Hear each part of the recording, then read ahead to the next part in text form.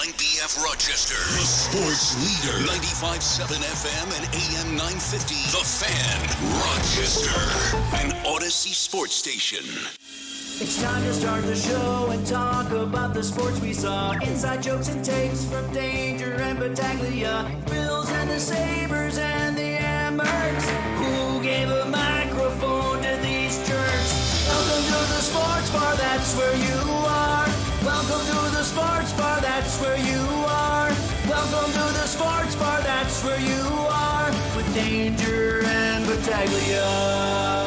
Vibes are immaculate. You are in the sports bar. Danger and Battaglia, Rochester's only local sports talk show. Glad you're with us and listening along at 95.7 FM, AM 950, the free-to-download Odyssey app, AUDACY.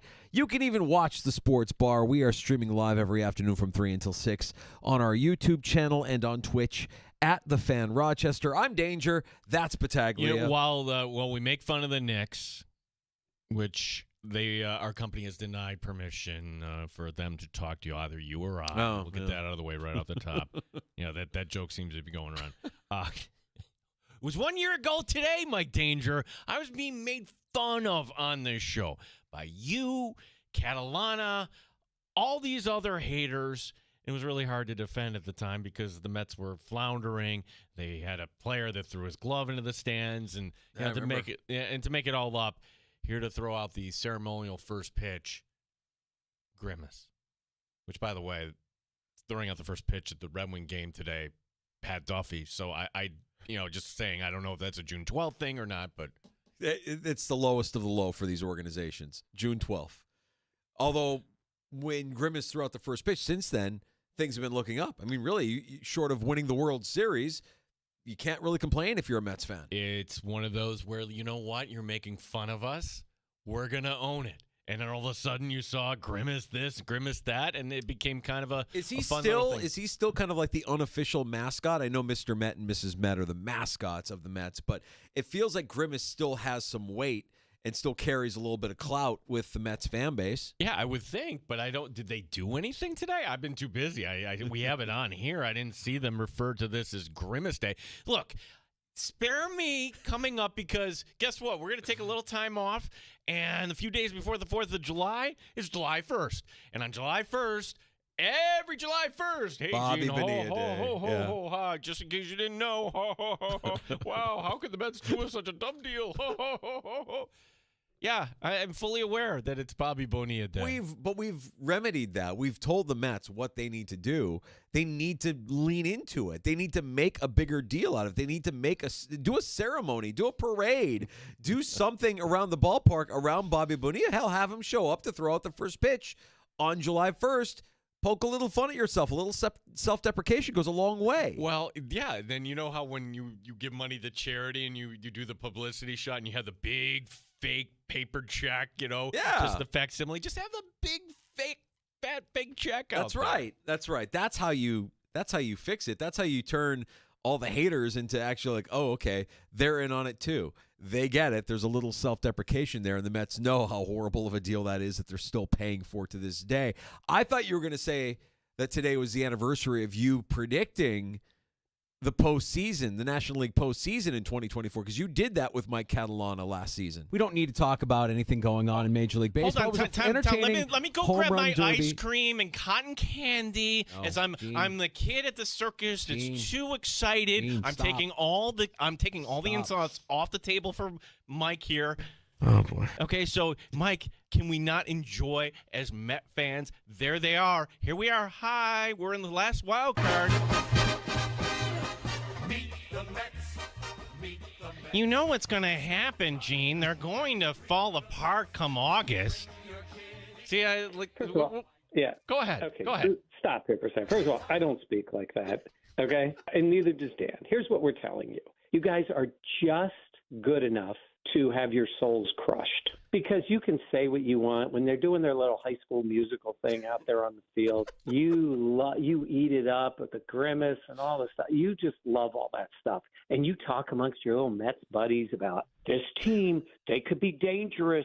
All they got to do is get in, right? This is what you say when you have those little Mets meetings. Said it earlier today on the show. We have Met roll the meeting. tape, yeah. Just painting my dream scenario. My dream scenario being, like, after the Phillies did this a few years ago, the Mets in this expanded playoff, which I always hated, now will work to their benefit, and they'll get in the last wild card. They'll defeat Milwaukee, and then they will beat Philadelphia to advance to the NLCS. Oh, this is sad. It's not sad. It's is plausible. This is a sad reality that you're living in right now.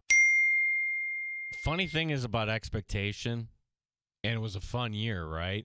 And you go into the offseason. If the Mets did that again, we're like, how do we get by the Dodgers? It wouldn't have the same sort of feels.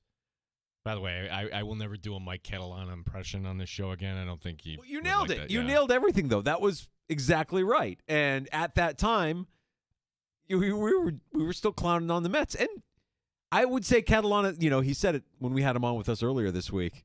This fall is going to be when the collapse happens, it's going to be fantastic. It's going to be even sweeter because they're in first place now. They're the best team in the National League right now. I don't think that's going to happen. I don't think you can say that this team is just good enough to crush your souls. Well, the thing that I didn't realize is, like, their pitching actually may be good. Like, this pitching coach, Hafner, seems to know. Like, they picked up this guy Canning from the Angels that nobody wanted. Peterson shutting out the Nationals last night, complete game. Senga seems to be okay.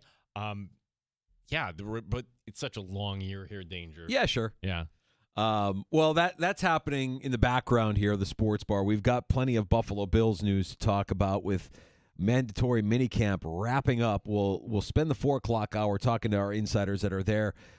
Boots on the ground, our ears and eyes at mandatory minicamp, including the aforementioned Dan Fates at 13 Web Sports and Buffalo Plus. Will stop by around 4, and then Ryan Talbot, NewYorkUpstate.com, covering the Buffalo Bills at Syracuse.com. Will stop by as well. We heard from Brandon Beane today. A little time with the media. Shall we recap the words of Brandon Beane from earlier today, Gino? Why not? Brandon Beane, Buffalo Bills general manager. So let's listen in, kind of react, and of course. Like, I think the first thing we're all curious about here, this would be question number one, where do we kind of leave off with the James Cook negotiation? Is this still open? Is it tabled? Where are we at? Brandon Beane talking to the Bills media. Any update on Max? We know he left practice yesterday. Where do things stand? Yeah, he just a little tweak. Tweak his like hammy area, but he should be fine. He's getting treatment, so should be good to go. He'll rehab it and be ready to go for camp. How do you get James Cook being here this week? Do you think that is a good phase, or is that just him not wanting to get back? No, I think Jimbo, our interactions with Jimbo have been good the whole time throughout. I know he wasn't here, so everyone just draws their own conclusions. When you're talking about it's voluntary, we know that. We've had it before, even with players who weren't lobbying for a new contract or anything like that. But he's a pro. He's a competitive dude.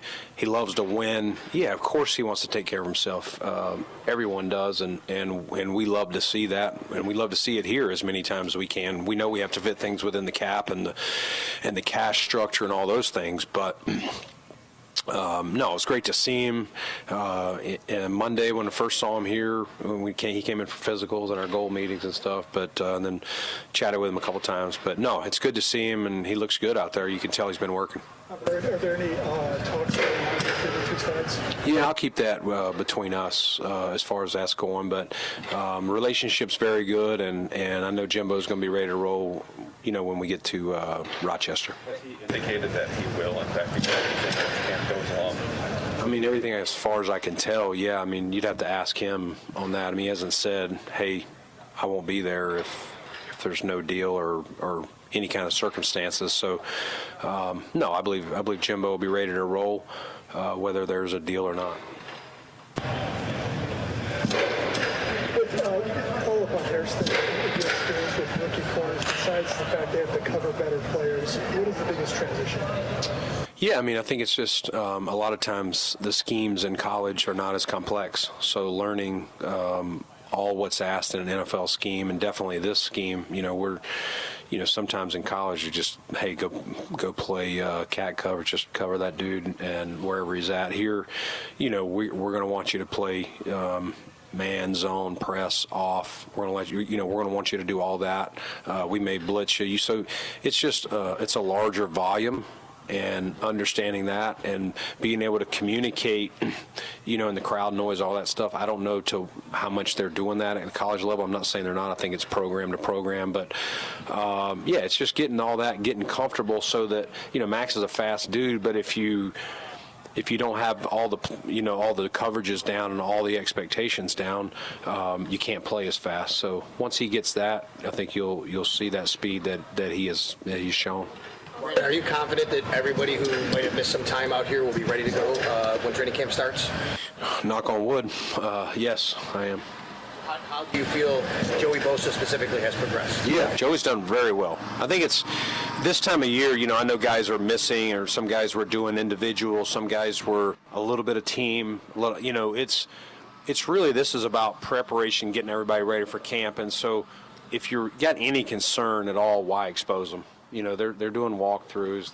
They're out there with their teammates. I think yesterday Joey was doing a bunch of, his own kind of drill work as far as get-off drills, things like that a pass rusher would do. So, no, he's – of course, do you want him to have a setback? Do you want any of these guys? Do you want Max to tweak something yesterday? No. But it's football. It's going to happen. When we get to Rochester, it's going to happen, and that's why you got a 90-man roster to make sure the next man's up. And we stress that all the time. Just because you're not starting or just because you're not the second guy, you got to be ready to roll. You're going to get an opportunity, and the worst thing to do is not be prepared. About Daquan specifically, then, is he nothing significant? You didn't see him out there today, Daquan Jones? Yeah, it was a excused personal deal. Yeah. Brandon, it could be about 17 or 18 of your starters. Sure, it could be your homegrown guys. How much has your philosophy changed over the years from when you got your best player available to now you can be more specific and fill those needs? Yeah, you're always wanting the perfect formula is to draft, develop, sign those guys because you got them right when they came in. You know what they're coming from. You're growing them into your culture, your system, how you do things, your habits, everything that we look for in a Buffalo Bill versus, hey, you're getting them from another place. They may have, some things may be similar, some things may be totally different. And so sometimes some guys are very malleable and they're like, hey, I'll go with the flow. And then sometimes they're like, man, I'm not used to this. I've been with Team X for 4 or 5 years. This is odd to me, and they struggle with it. So, it's great when you can continue to do that. And the other part of that is where we are from a financial standpoint of paying the guys we've paid. And when you got a franchise quarterback, you have to have as many draft picks playing some kind of role. They don't necessarily have to start, but on this 53-man, you want as many of those guys as you can if you're going to compete year in and year out. Paying a Josh Allen, paying, a Dion, 2 tackles, a Dion, a Spencer, the guys that we've paid on the D-line, Ed, Rousseau, et cetera. Hey, Brandon, you used the 3rd-round pick last year on Dwayne Carter. Looked like he was ascending. He gets hurt, and then he's inactive in the postseason, which was tough for him, I'm sure. How do you see him fitting into that group up front? I think Dwayne's come back with a purpose. I think he's really, the wrist is not bothering him anymore. He did come back last year, but, kind of like Keon was trying to work his way back. Hard to, these guys have to shock and shed and get off, and, easier for us to say to go do it than, if you're the guy that's actually coming off the procedure that he had. But he's been here a lot this offseason, and I think he's working hard. I'm sure he knows what he's got to do. And I always like Dwayne's versatility coming out. A lot of times we say this guy's a 1 tech or this guy's a 3 tech. Like, I think Dwayne gives you the versatility based on how your roster's fitting. Maybe he starts out and he's playing more 1, but if we have a couple injuries, I think we could move him over and play some 3 for us. I feel like Keon did respond this offseason. He was very blunt with us yesterday in his self-assessment. Yeah, I think Keon has been focused, dialed in. His agent and I have developed a good relationship. He's actually kin to Keon, and so I think he was very blunt with him as well, just off of some of our conversations. And Keon can take it. Like, for a young man, I give him a lot of credit. It's not easy. Of course, anybody can take praise. It's not easy to take criticism and he took it unbelievable, the things that and that's the thing I tried to stress to him when he got back is you did a lot of positive things. Don't focus on just the things that we want to see improve. And he's worked hard. He's been here the whole time. You can see when him and Josh were here that they're forming that rapport and kind of picking up where they were pre-injury last year. So I'm excited where he's at. I know every job is up for competition. When you look at that backup quarterback spot, how much has Mike White kind of, ascended into what could be a position battle for that backup spot in the summer? Yeah, I mean, you said it, Matt. We don't lock a lot of spots in here. Obviously, we know number 17's locked in, but every year you pretty much have to come in and earn your job. And I know Mitch knows that. He doesn't expect any different. I think Mitch came in last year. We had just brought him back from being here, the previous couple seasons. So he knows, hey, I've got to come out and show that I'm the right guy. Should something happen to Josh Allen, that I'm the guy. And Mike White has played a lot of meaningful snaps. We've seen it up close here.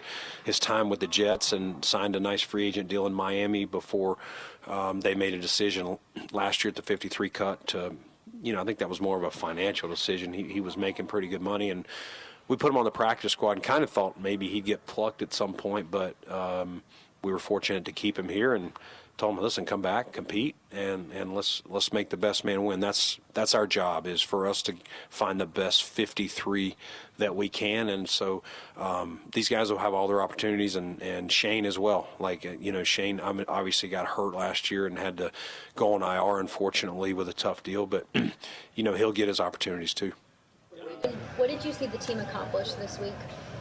I think this week has just been an extension, Maddie, of what we've been doing this whole offseason. We've had very good participation. Obviously, it helps you add a guy like Jimbo, who hasn't been here. It's good to see him, but I think it's just been a good deal that doesn't really change much as far as what they've been doing, and we've had such good participation.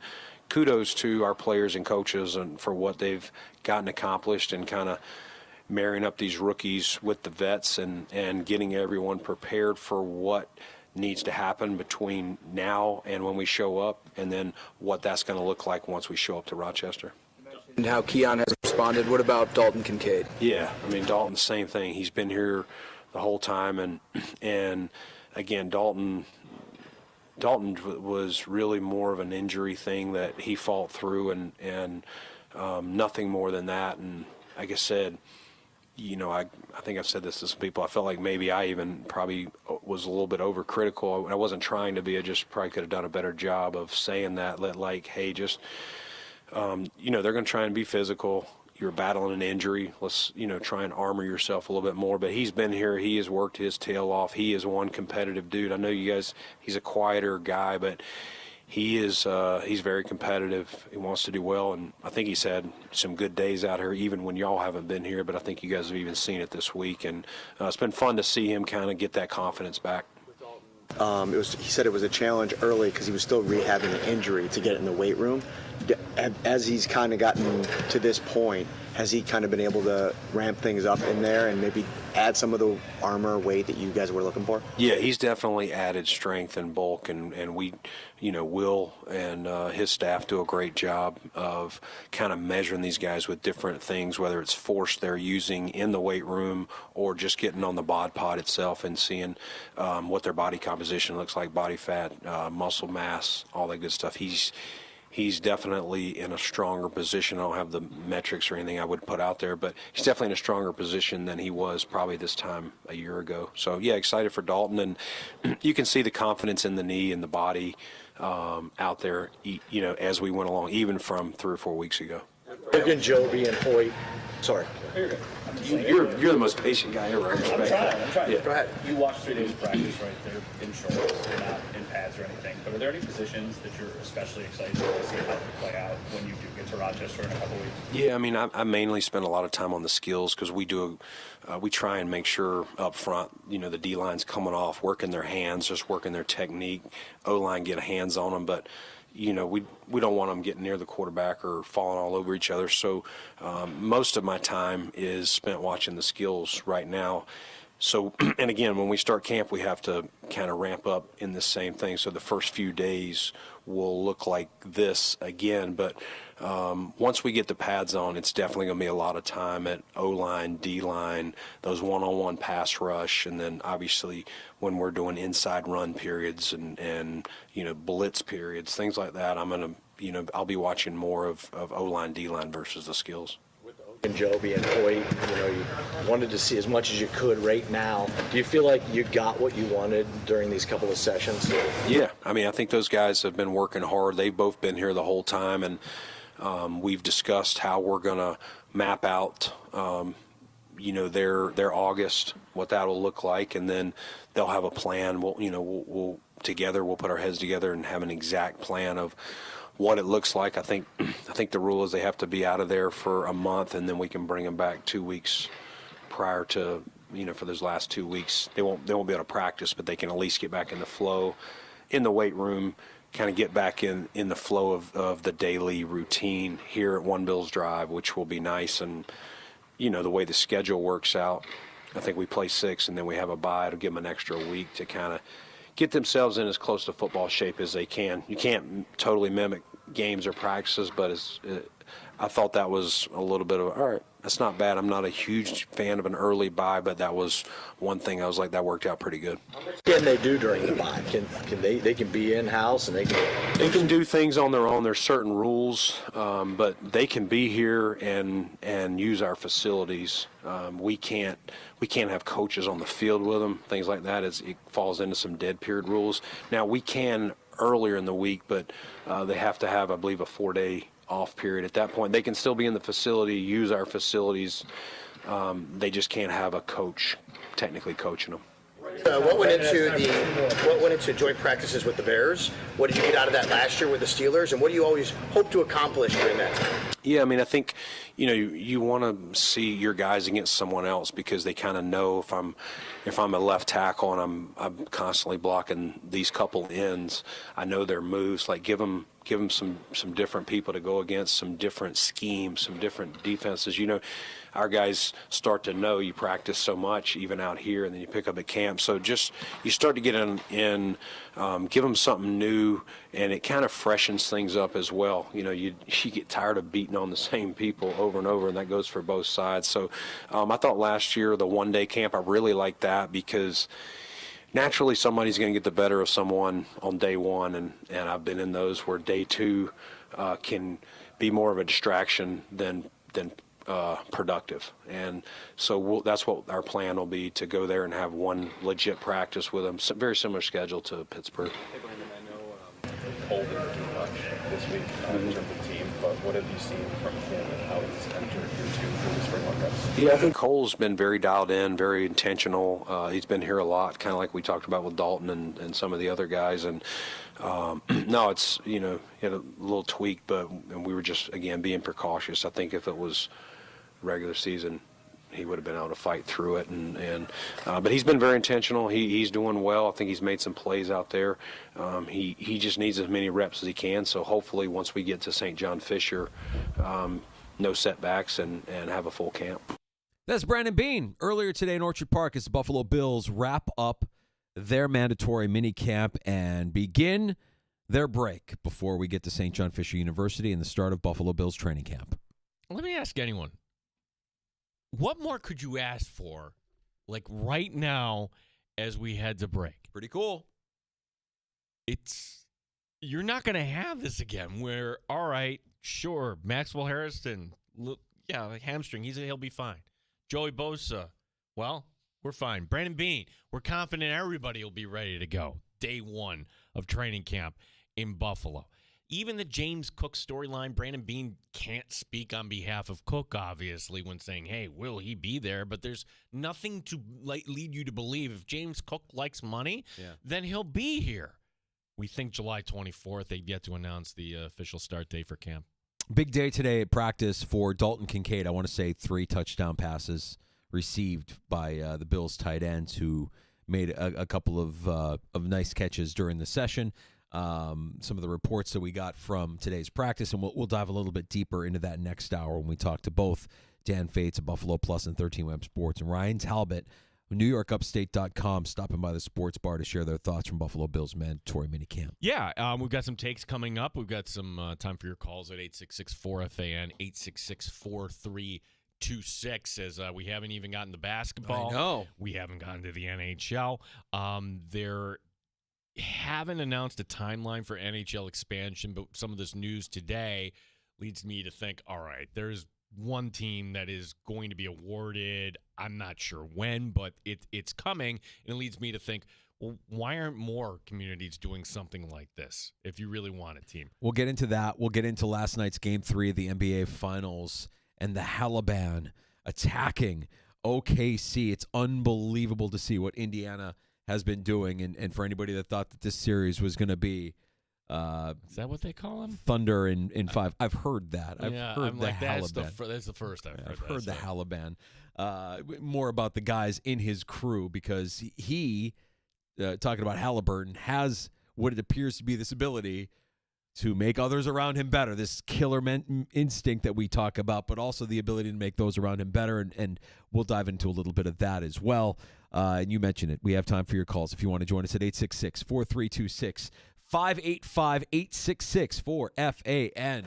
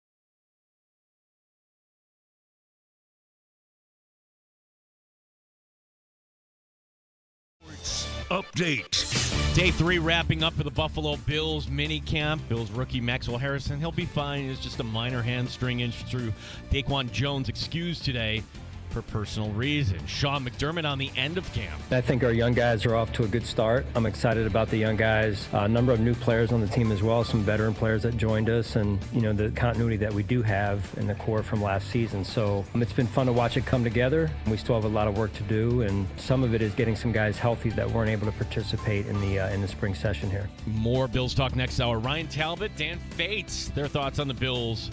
That's coming later up in the show. J.J. Spawn is your first-round leader at the U.S. Open at 466. Edmonton, Florida. They play Game 4 tonight. The Rochester Red Wings on the verge of losing their 9th straight. Jacksonville up in the 9th, 6-4. Gene Battaglia on the sports leader, the Fan Rochester. Straight up with no chaser. You're in the sports bar with Danger and Battaglia on the sports leader, 95.7 FM and AM 950 The Fan. Rochester. I think we need to do an about face, Gino, because when we found out what the matchup was going to be for the NBA and the Stanley Cup Finals, we kind of turned our nose up at it a little bit. Like, these are less than compelling matchups. We wanted the Knicks in the final. I think the NBA wanted the Knicks in the final. It would have been fun for basketball to have the Knicks in the final. Yeah. And we looked at OKC and Indiana, and we're like, ugh. And, a rematch of last year's Stanley Cup Final. Okay, at least you get to see the best player in the world, but still, it's like, do we really? I don't know. So far, through 3 games at least, with both series, they haven't let down. I mean, they're there for a reason. They're very good teams, very good players, and the play has been fun. Well, I would ask anybody, like, you have Connor McDavid and Leon Draisaitl in that pairing, and, like, if you like hockey, how could you not like this matchup? Because in Florida, one of the most physical teams. You know what? It is danger. It's the fact that it's not the Rangers, it's not the Bruins, it's not the Blackhawks, it's not these teams that people gravitate to. It's a team in Florida that, quite honestly, until the new owner took over, they had one foot out the door. They weren't drawing anybody. And a team up in Edmonton that, all right, we remember from the 80s, and they lucked out when it came to the lottery eventually with McDavid. But, they just don't have a fan base here. And we said this with Bill Ryder. Like, I had this take, like, okay, it's not the Knicks, but are we going to look back 5 to 10 years and say, boy, that was actually a pretty good final, Indiana and Oklahoma City, knowing that it could have been the start for OKC. What I didn't figure was that Indiana would put their hand up in the air and be like, yeah, you know what? We just did this to Milwaukee. We did it to the top team in the East in Cleveland. We took apart the Knicks. Why can't we do this to OKC? Right, a team that has limited playoff experience. And just throwing the stat out there, the teams that win Game 3 after splitting the first 2 have gone on to win the series 80.5% of the time. Does that mean that Indiana has locked up the series with their win last night? No, but it definitely looks like it's in their favor now, at least, to get this series win over a team with, you could argue, more talent in the Oklahoma City Thunder. Yeah, and they're going to stretch this out. Friday, tomorrow night is going to be game number 4, but then you got to wait until Monday night back in OKC. So this goes 2-2, 1-1-1, and it'll be maybe a couple weeks from now until we get to Game 7. An absolute explosion from the Pacer bench last night. Mathurin with 27 points, 9 of 12, just hitting clutch three-pointers, and the bench of Indiana outscoring Oklahoma City 49-18. But there was one player off the bench for Indiana that I wanted to highlight, Gene, this afternoon, because what we saw T.J. McConnell do, the effort that we saw T.J. McConnell, the urgency with which he played, the 5 steals that he had in the game last night, which basically just caught the Thunder napping. They're just casually playing, and McConnell is playing with his head on fire. When you're playing at home and you get that home crowd behind you by making those plays, it was hard for me to imagine Indiana blowing that lead late. In fact, I want to say that they had their largest lead of the game with under 2 minutes to go. And at that point, I'm like, I don't think OKC has it tonight. I just don't think they're going to get it. But you had a nice run there with just under 7 minutes left. Halliburton as the spearhead there on a 14-6 run, which kind of shifted momentum and sealed the Game 3 win for the Indiana Pacers. I can't believe that we could be talking about the Pacers as NBA champions, but Rick Carlisle is one hell of a basketball coach. Yeah, T.J. McConnell. He's been in this league 9 years. So it's how many years? 9 Yeah, times. that's coming out of Arizona, just providing 33 years old. Yeah, you give him credit for hanging around this long now, getting his moment last night, helping his team to a victory. This isn't going to be Indiana real quick. I would think no, not at all. No, but they have home court and they have momentum. And if I'm recording, don't take your foot off the gas. Don't let them back into this series. Get Game 4 and put all the pressure on them up 3-1. Get Game 4 at home. Seal this thing at home. That would be amazing for the Pacers. So tomorrow night, you mentioned it, in Indy, can they get that 3-1 series lead?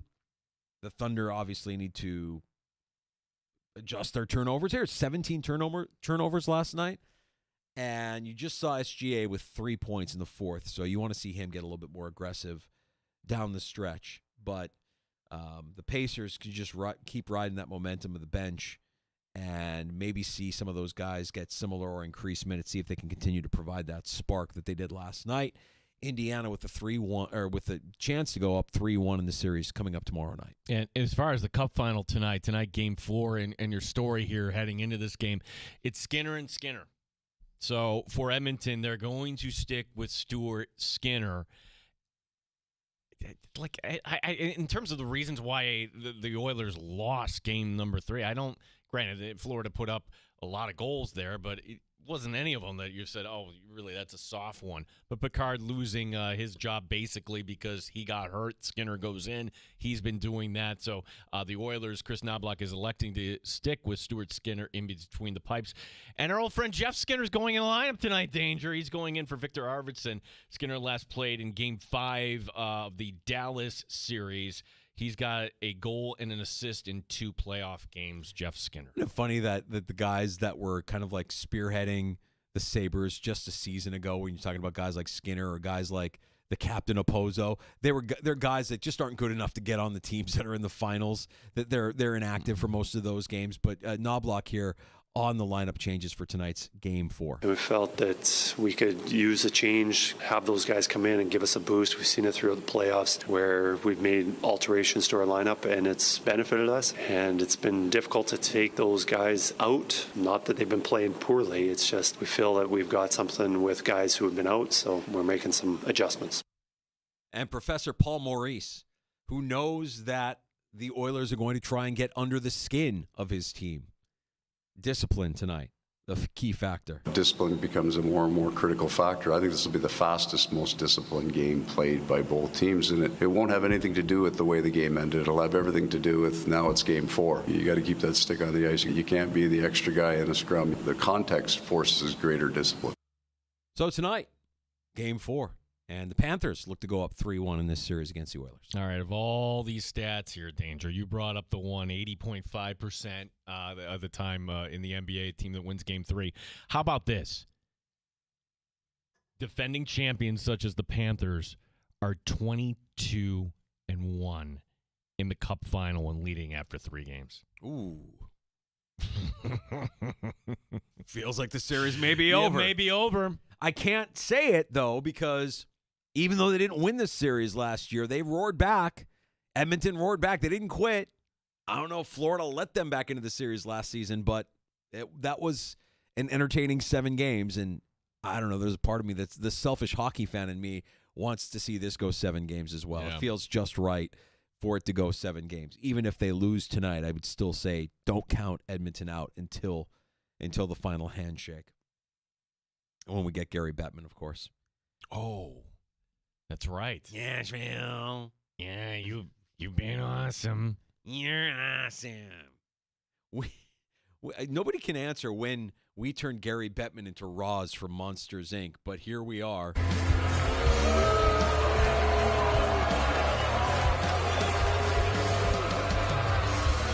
The booing is okay. It just means you're hockey ready. Yeah. Yeah, Seattle, you're hockey ready. Boo me all you want.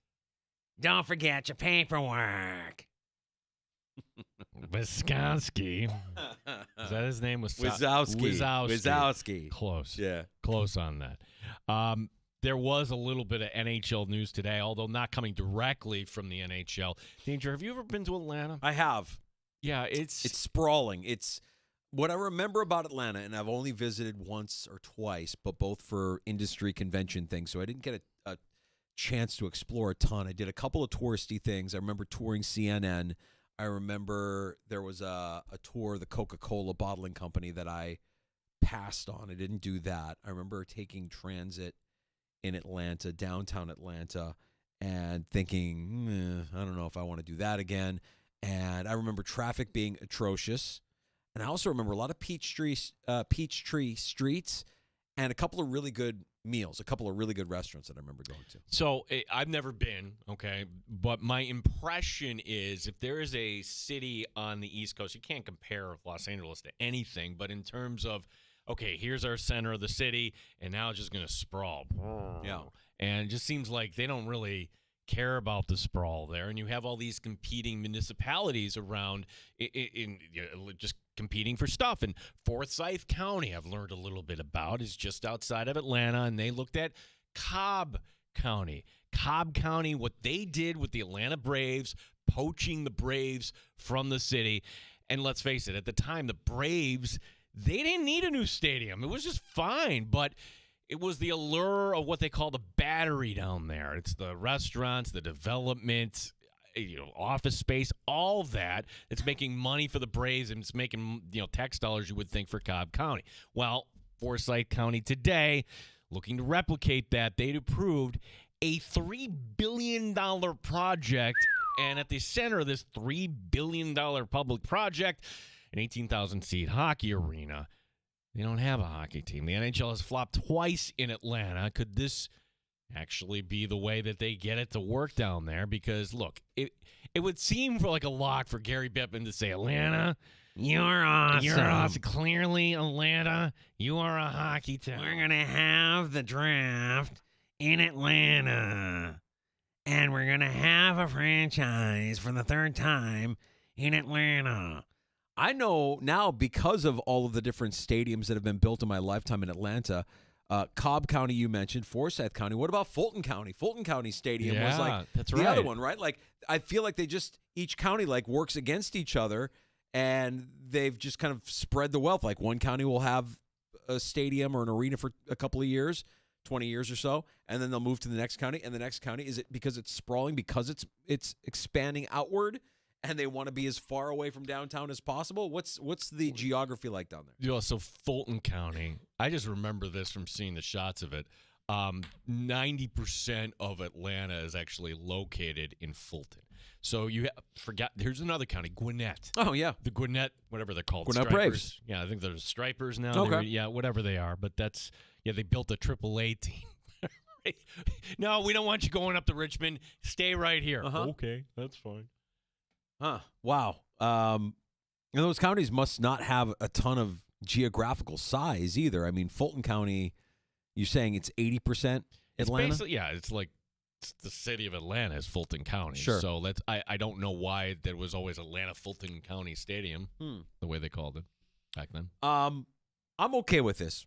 I know that everybody's going to say, why would you bring it back to Atlanta? It's failed there twice already. I don't know that this is going to be any different. I'm okay with it. The NHL feels like they can expand. Go ahead and expand. Baseball is the one that I struggle with. Baseball expansion doesn't feel real to me. No, because you look at situations in baseball right now, and I look at ownerships right now that aren't reinvesting. What is their plan? Okay, just make it through the year, sell tickets, because you know what? We understand that we're a tourist attraction, and we'll put out the minimum. I'm not talking just about Pittsburgh. We could rattle off half dozen franchises. No question. Right now. I would say a third of Major League Baseball, to me, the franchises feel unserious. They feel like unserious organizations. They don't feel like or are treating themselves like Major League Baseball organizations. And it's not just small markets. I mean, we got the Nationals on the monitor here. They're putting a crap product in Rochester this year. Let's face it. Will the Red Wings win a game before you come back, Mike Danger?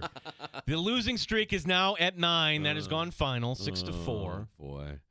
9 straight losses for the Red Wings. 9 times. It's not anything against the Red Wings, right? They don't have any control over Oh, who we love comes the there. organization. We love the organization, but you can't lie. The product is not great. They're an unserious organization because they've been up for sale for how long now? The Rays are homeless. The A's are homeless. The Pirates are a joke. The White Sox are a joke. And the worst team in Major League Baseball, the Rockies. Have I forgotten anybody? I feel like that's all of them. It's a lot of unserious organizations right now in Major League Baseball. And you want to talk about expansion? Spare me. No. Oh, how about a team that couldn't keep Shohei? Oh, the Angels. The Angels are unserious. Yeah, they're a joke. They're a joke. So, but please, by all means, tell me again how you should expand. So in the NHL, look, I know the NHL doesn't generate the kind of revenue that baseball or football does, or even basketball, but I think all of the franchises that are there are serious. They are serious. They had one unserious franchise playing in a college rink. That didn't change. That changed after a couple of seasons, and you made the move you needed to make. You know, the arena is the catalyst. If there is an arena, whether or not you think it'll work or not is irrelevant. But the point is, it's not just the arena, Danger. It's everything now is going to be development. And maybe this was done under kind of a cloak here in Orchard Park. What is that going to look like 5 years from now? We know the new stadium's going to go up, but once they tear down the other stadium and everything is rezoned there, yeah, where's that money going to in the end? It's going to Terry Pagula? Yeah. Development. It's in the real estate. The money's in the real estate. The money's in the development. The money's in the arena. The money's in the stadium. And you stand a better chance of it being a success if you provide all of that around the game. If you have a nightlife district, a shopping district, if you have a way to make it a day, we're going to go down to the new stadium, the new arena there in Atlanta. We're going to shop. We're going to eat. And then we're going to go to the game to cap off the night. Who says that won't work? I think it would. We'll see. We'll see. I know it hasn't worked twice in Atlanta. I'm more, the geek in me wants to know, okay, well, you're not going to bring back the Thrashers. What are you going to be? What's Atlanta going to be? Can't be the Flames. Can't be the Thrashers.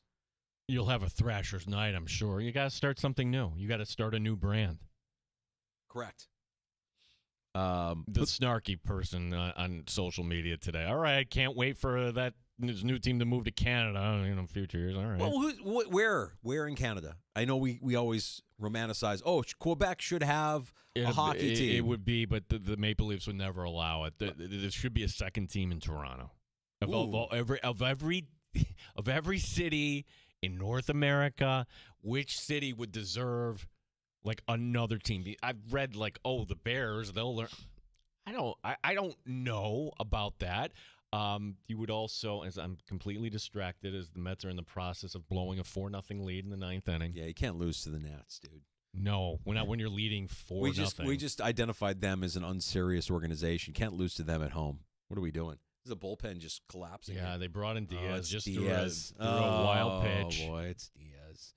Oh, no. Walk-off updates on 95.7 Not Diaz. Sorry about that. Wrong button. I hate that. I hate that for you guys. So how about this, Gino? Because you're distracted. Now I'm distracted because I want to see how it all ends. Mm-hmm. We'll take a break, and we'll come back. We have more next in the sports bar. We've got Buffalo Bills mandatory minicamp coming to a close. The last time we'll see the guys on the field until they take it again at St. John Fisher University late in July for training camp. We've got Ryan Talbot from NewYorkUpstate.com. We've got Dan Fates, 13 Women Buffalo Plus, both scheduled to join us next hour and share their thoughts and observations from the last 3 days in Orchard Park. We have time for your calls if you want to join us. Feel free. Pull up a stool, 585-866-4FAN, 866-4326. You're listening to the Sports Bar with Danger and Battaglia. 95.7 FM and AM 950. The Fan, Rochester. It's Window Nation's semi-annual sale. Get 60% off and a free entry door with qualified purchase. Plus, no money down, no interest, and no payments until 2027. WindowNation.com. The sports leader, 95.7 FM and AM 950 The Fan, Rochester, is everywhere. You know, hurt in a car, call William Matar. But did you know that our firm focuses on all motor vehicle accidents, motorcycle, truck, and even rideshare? Call 585-444-4444. West Main Street, Rochester. This is an important notice to all U.S. taxpayers. The IRS is giving away billions of dollars in tax savings through a federal program called the Fresh Start Initiative to aid delinquent taxpayers. This initiative was established for anyone facing financial hardship and unable to pay their back taxes. Qualifying and enrolling in this program will stop all collections, settle your delinquent tax problem, and even reduce what you owe by thousands of dollars. Call the hotline at People's Tax Relief to see if you qualify and get this free information by dialing 800-285-2521. If you have unfiled tax returns or cannot afford to pay your personal or business back taxes, you can now get the help you need. One simple phone call can resolve your tax problem and save you thousands of dollars. To see if you qualify and to get this important free information, call 800-285-2521. 800-285-2521. 800-285-2521. See the USA the Myers way this summer in a pre-enjoyed RV. Now through July 2nd, get huge discounts on over 500 pre-enjoyed RVs in stock. With used RVs starting at under $7,000, Myers RV has an RV for every budget. Travel trailers, fifth wheels, toy haulers, and motorhomes. Up to 20 years of financing available on certain used models. All Myers pre-enjoyed RVs are New York State inspected and ready for camping. There's a reason why Myers RV is the #1 selling RV dealer in the Northeast. Learn more at MyersRVs.com. Today at GetMyPerks.com, get in shape for summer with Red Light Wellness. Experience targeted fat loss with instant results using non-invasive FDA-approved contour light therapy. Sculpt your body, smooth your skin, improve circulation, and stimulate collagen production while saying goodbye to pain and stress. Buy one, get one free sessions of body sculpting, pain management, or muscle recovery from Red Light Wellness at GetMyPerks.com. Save, save, save! GetMyPerks.com. Hello, Changemaker. Change doesn't just happen, it starts with you. Whether you lend a hand, give generously, or lift someone up, your actions create impact. United Way of Greater Rochester and the Finger Lakes is bringing people together to build stronger, kinder communities. Ready to be the light and the change? Join over 30,000 others who are doing the same with United Way. This is your moment to lead. Be a changemaker. Visit UnitedWayRockFLX.org. Don't you wish your life came with a warning app? Stop. That dog does not want to be petted. Just a little heads up before something bad happens. Move your coffee cup away from your computer. Oh, no, no, no, no. So you can have more control. Stop. You're texting your boss by mistake. Uh-oh. Well, life doesn't always give you time to change the outcome, but prediabetes does. With early diagnosis and a few healthy changes like managing your weight, getting active, stopping smoking, and eating healthier, you can stop prediabetes before it leads to type 2 diabetes. It's easy to learn your risk. Take the 1-minute test today.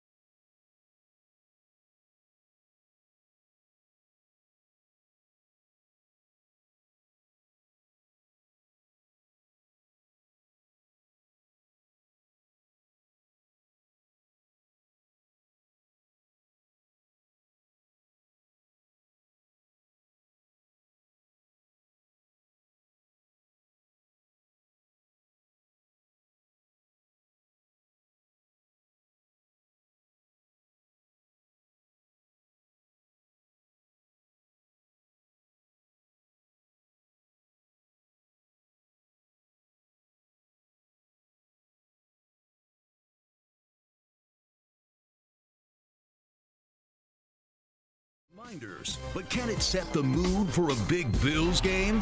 Ask it to play 95.7 The Fan and turn your home into the ultimate sports haven. WROC AM, WBEE HD2 Rochester, and streaming online and in the Odyssey app at The Fan Rochester, the sports leader, 95.7 FM and AM 950 The Fan Rochester, an Odyssey sports station. The Fan Rochester Sports Update. Bills minicamp has wrapped up. Bills general manager Brandon Beane speaking afterward, talking about Maxwell Harrison. Yeah, he just a little tweak. Tweak his like hammy area, but he should be fine. He's getting treatment, so should be good to go. He'll rehab it and be ready to go for camp. All players are expected for camp. A healthy team. Daquan Jones excused today for a personal reason. Dan Fates, Ryan Talbot scheduled to join us later this hour here in the Sports Bar. Your first round leader at the U.S. Open in Oakmont, J.J. Spawn, 4 under 66. Cup final tonight. It's Game 4 in Edmonton. The Oilers and Panthers, as it's Florida leading 2-1. Rochester Red Wings dropping their 9th in a row. Jacksonville winning 6-4. The Mets hang on. They beat the Nationals 4-3. Gene Battaglia, the sports leader, 95.7 FM and AM 950, The Fan Rochester.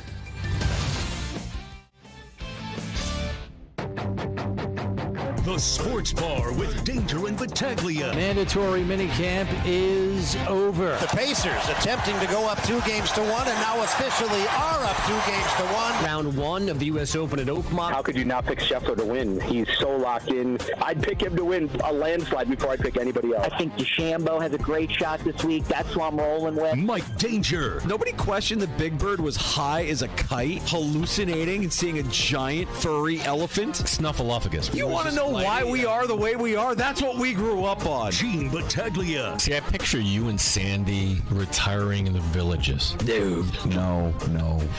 You say this. Not gonna do that.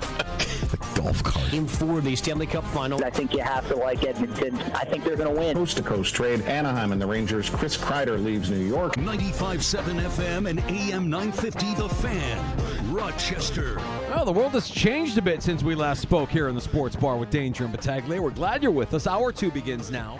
Appreciate you listening at 95.7 FM, AM 950. The free-to-download Odyssey app. Our YouTube channel is live. Our Twitch stream is live. You can follow us at The Fan Rochester and go back and listen and watch any part of the show that you may have missed as well. Your Mets get the game-ending double play there, so Diaz holds on. Diaz and the Mets 4-3. They get the win, so they swept Colorado. You don't get a cookie for that. Sweep Washington.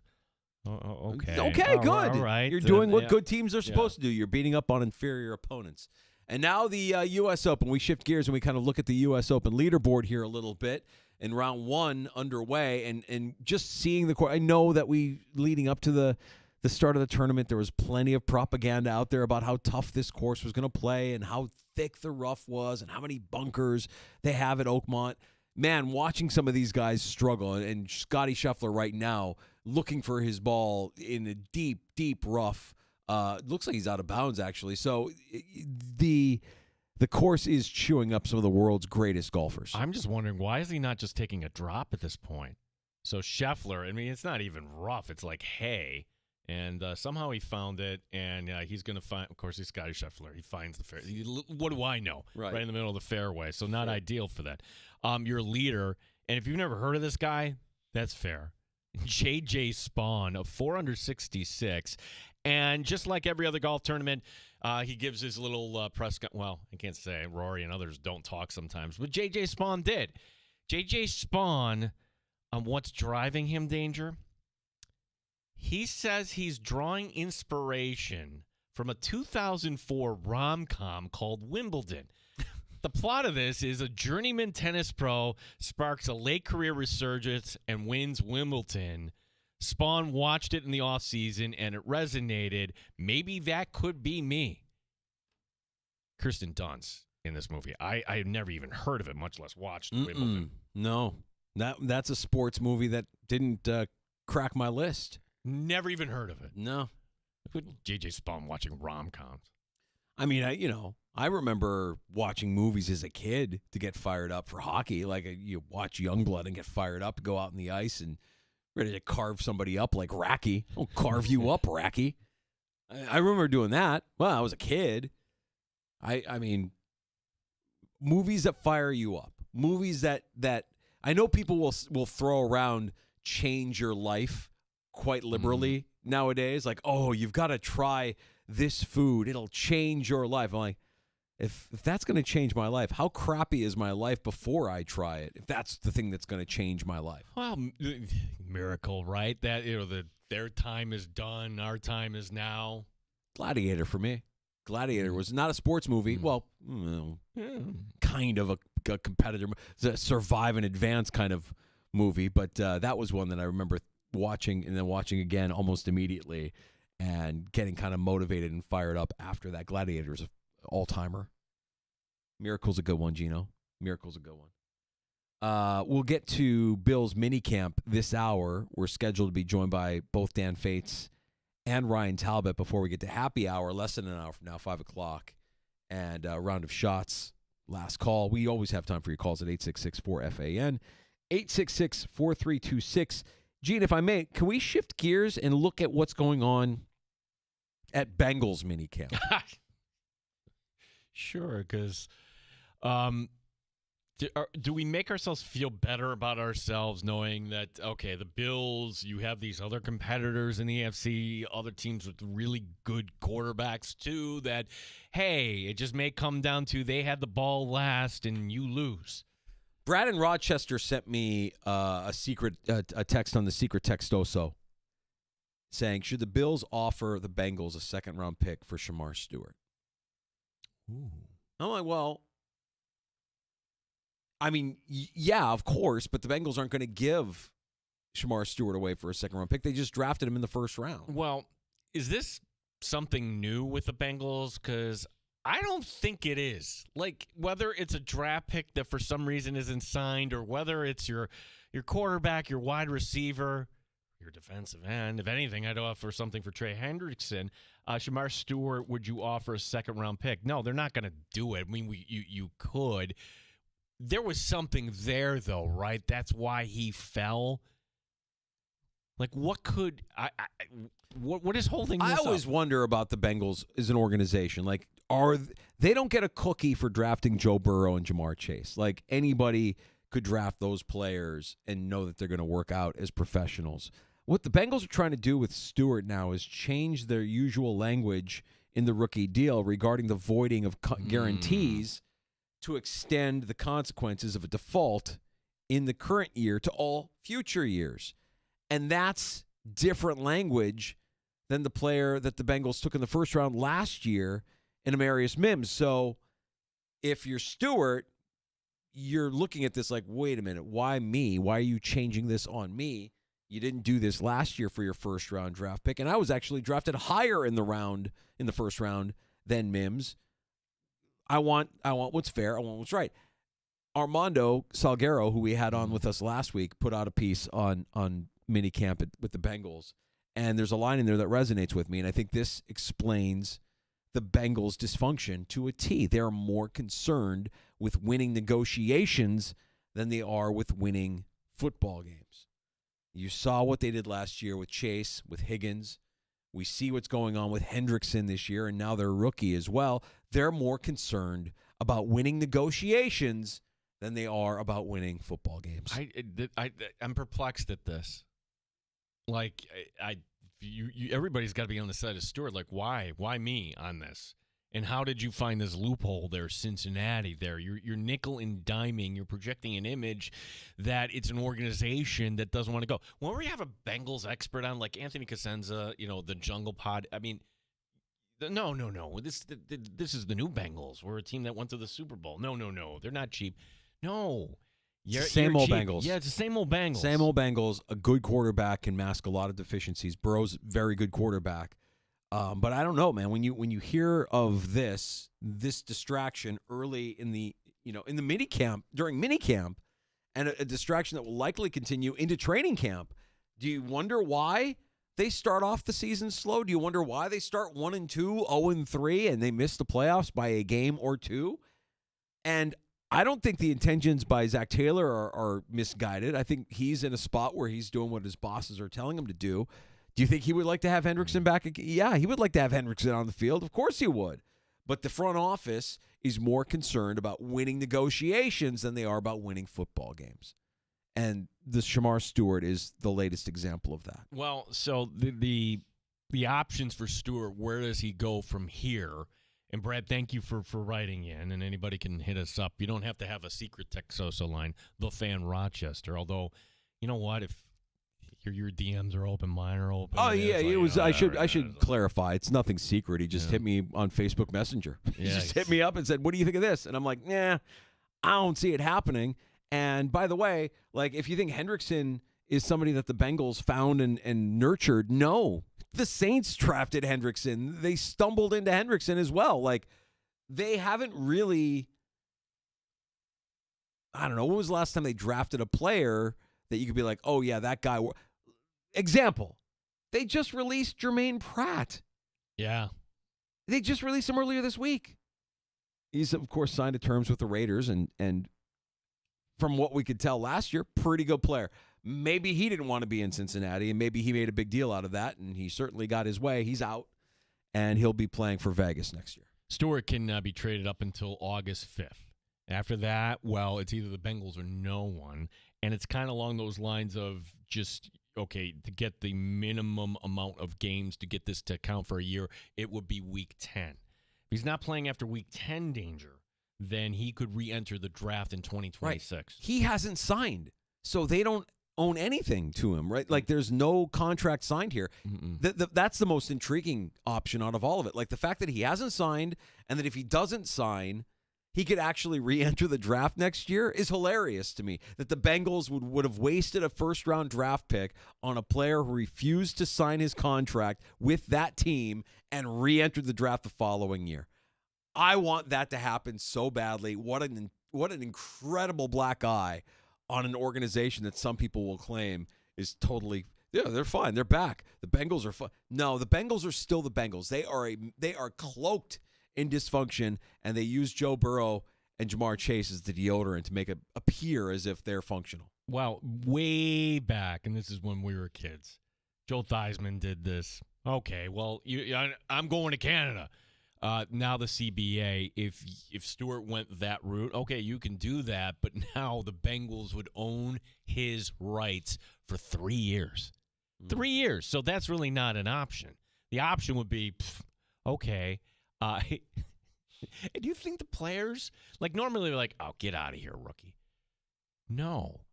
They're seeing what Hendrickson happened, what they did with Higgins. Yeah. What They've done this to themselves. Yeah. The Bengals have done this to themselves. And now you have a player who doesn't want to sign his rookie deal with you over language, but also probably like, nah, what are you guys going to do if both me and Hendrickson don't sign? Who's rushing the passer? You don't have an edge rusher on either side. Hendrickson, me, we don't show up. What are you going to do? Eventually, you have to. So again, if the goal here is to win the negotiations, the Bengals are going to do everything they can to win the negotiations. I want to see Stewart not sign that deal. He didn't have to be at minicamp. He didn't participate, and he left saying, basically, I'm not going to be a distraction to the guys that are here, the guys that are signed. It's an absolute dysfunctional mess. I love to see it. The Bengals remain the Bengals. And the idea that they could have wasted a first-round draft pick on a player who could enter the draft again next year by not signing his deal, I'm rooting for that. I want to see that chaos ensue. That sounds awesome. Has this happened in recent years where players like, nah, I'm going back into the draft? And honestly, like, players entering the NFL are more financially well off than they've ever been. Well, that's right. And that may be something that kind of goes over the years, like, I don't need to come out early. I'm getting paid all this here. Right. He could say, you know what, let's just say hypothetically, round numbers, I made $5 million last year at A&M. I can live off of half of that over the course of the next 12 months and re-enter the draft and get an actual team that wants me or that I want to be with to draft me and then go on a great NFL career. Nothing's stopping him from doing that. Does he have the patience? Does he have the stones to sit out an entire year? And is he the same player if he comes out again in 2026? 866-4FAN. Well, he sent it to you. Brad from Rochester. What's up, Brad?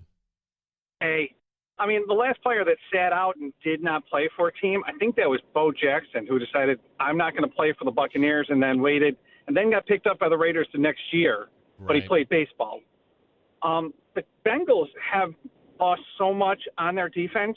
I don't know how they're not going to be just farting around and that's it all year. They lost both their safeties 2 years ago. They lost Sam Hubbard, another defensive end / linebacker. They got rid of Pratt. Obviously Hendrickson and Stewart. And they did get rid of their defensive coordinator. Yeah. So that's just that. I mean, granted, they're going to try and score 40 every game. But how often, is Burrow going to be looking up at the sky because his line is not going to be stellar? Is he going to survive the season? How long do we have Exactly. Joe Burrow this year with that offensive line in front of him? Yeah, I mean, you've tied up a lot of money in your quarterback and your 2 wide receivers and very little else. And you're refusing you're refusing to give Hendrickson what he's asking for. So that stare down continues. And if he doesn't sign and if Stewart doesn't sign, you're absolutely right, Brad. That defense is suspect. And yeah, maybe you can score 40 points a game, but you're not going to score 40 points a game if your quarterback can't survive a 4-quarter game. So I mean, the other teams are going to look like the greatest shows on turf because they'll be able to go up and down the field just like Burrow's going to try and do with Chase and Higgins. Appreciate that, Brad. I think that with Anarumo, we held Anarumo in high regard for some of those years there in Cincinnati because that defense kind of overachieved given who they had there from a talent standpoint. Last year was not good, and it cost Lou Anarumo his job. He's now in Indianapolis as their defensive coordinator. So, there's a school of thought that would say, well, it can't get worse than it was last year. Maybe that's true with a new defensive coordinator, but you certainly don't have the talent that you had during the peak years of Anarumo on the defensive side of the ball. Yeah, maybe. Could we just see a team, Danger, that what they were last year? They were a 500 team, and that's it. This is who the Bengals are. Their offensive line is not good. Orlando Brown's still at left tackle. They have Cody Ford as their right guard. Ooh. Who you traded with Buffalo thinking he was a left tackle. Oops. Yeah, thank you for the ammunition to go up and get Cody Ford. Cody Ford sighting. I forgot about that Their guy. running backs, Chase Brown and Zach Moss with Samarji Piron in the mix. Yeah. That's it. Really, it's the quarterback and the 2 receivers and Andre Yoshevich, too. I kind of like him. Yeah, I like Yoshevich. I just think behind that line, is he going to survive? You're building it wrong. And in the case of Hendrickson, in the case of the rookie, it really appears as if you're trying to win negotiations and not football games. Keep being the Bengals, and we'll see them late in the season. And I mentioned Jermaine Pratt, released by the team earlier in the week, signing as a free agent with the Raiders. So I want to say Pratt led the team in tackles last year, and so he'll be a tackling machine for the Raiders this upcoming season. I hesitate to bring this up, but it did cross my feed. The Patriots will be unveiling a Tom Brady statue on August 8th at Gillette Stadium. Do you know why they did this announcement today? Because today is Tom Brady Day, they call it. What is it, his birthday? No. 6/12. Yep, 6/12. The championships he won and his jersey number. Happy Tom Brady Day, Patriot fans. Boo. Now, you know what? This is great. Live in the past. That's fantastic. Maybe we get to 10 years from now and you're the Raiders. We're just like, yeah, those are some great times there. That was really 6/12 Tom Brady Day. Okay, all right, good. So making that announcement today, I like it. All right, so what's interesting? Tom Brady and what the statue looks like. No, who comes back for this? When does Belichick get his statue? Boy, they sure didn't hesitate to give Brady a statue. When does Belichick get his statue? Exactly. Oh, that's right, because Brady is the reason they won those titles. Well, and I would think because Belichick has a job, wink, wink, nod, nod, that'll be the perfect excuse, right? Like, no, I'm sorry, we're busy with practice here in North Carolina. Can't make it. But wouldn't you just love to see like the happy couple there? Just what I want to see is the sculptor of the Ronaldo bust to do the Tom Brady scat. Do you remember Ronaldo's bronze statue? Yes. I want the same artist to do the Tom Brady statue. I want him all cross-eyed and backwards looking. I want him looking like he just got hit with a frying pan. To me, the bad stat. Well, there's a couple of them. The one down in Jamestown, I guess, of Lucy. Not great. Not great. No. That's one that, like, oh my gosh, she looks like scary Lucy. Yeah. Not great, Bob. The Dwayne Wayne one in Miami got roasted. Insulting. That's him? Not great, Bob. Do you remember the Ronaldo? Do you remember? I do not know. I want to get your real-time reaction. Can you use the Googles to Google Ronaldo statue just to get the side-by-side of Ronaldo, who is a handsome fellow at age 40, still playing at a high level. Wait, with the creepy eyes? What is this? It's not even close. No. It's not even The close. smile is all crooked. It's just terrible. Not great, Bob. Let's get that for the Brady. Let's hire that artist to do the Tom Brady statue. I want the Tom Brady statue to just be hideous. I want it to give people nightmares. I mean, the guy has it all. Can we get this? Can the peasantry get this? Can we get a Tom Brady statue that makes him look less than normal? I want him to look like the ugly stick just beat him down. Well, are you doing Tom Brady coming as a rookie looking all doughy? Yeah. Or like I don't think they'll do the Brady statue of him standing in his underwear at the combine, all doughy. And when they go to and granted, personal appearances are kind of low-hanging fruit. I'll admit that. But did you feel like, dude, you got to put on some weight there. Like, you look a little strange with the fake hair color and everything else. You think Brady's coloring his hair? 100%. It might be fake hair for all I know. Yeah. See, I came to grips reality years ago. Just once you own it, you move on, and now you can point and laugh at other people. Yeah, sure. Well, we'll look forward to seeing what that Brady statue actually looks like. It's released August 8th there at Gillette Stadium. What do you say, Gino? Shall we go to Ryan Talbot? Okay. Ryan Talbot's ready in the bullpen. Ryan Talbot, New York Upstate, and the Shout podcast will be giving his thoughts as that said. Next time we see the Bills on the field, we'll be Fisher. That's right. Ryan Talbot, New York Upstate, and Syracuse.com, the Shout podcast, giving his observations for Buffalo Bills minicamp, which wrapped up today in Orchard Park. Next on The Fan.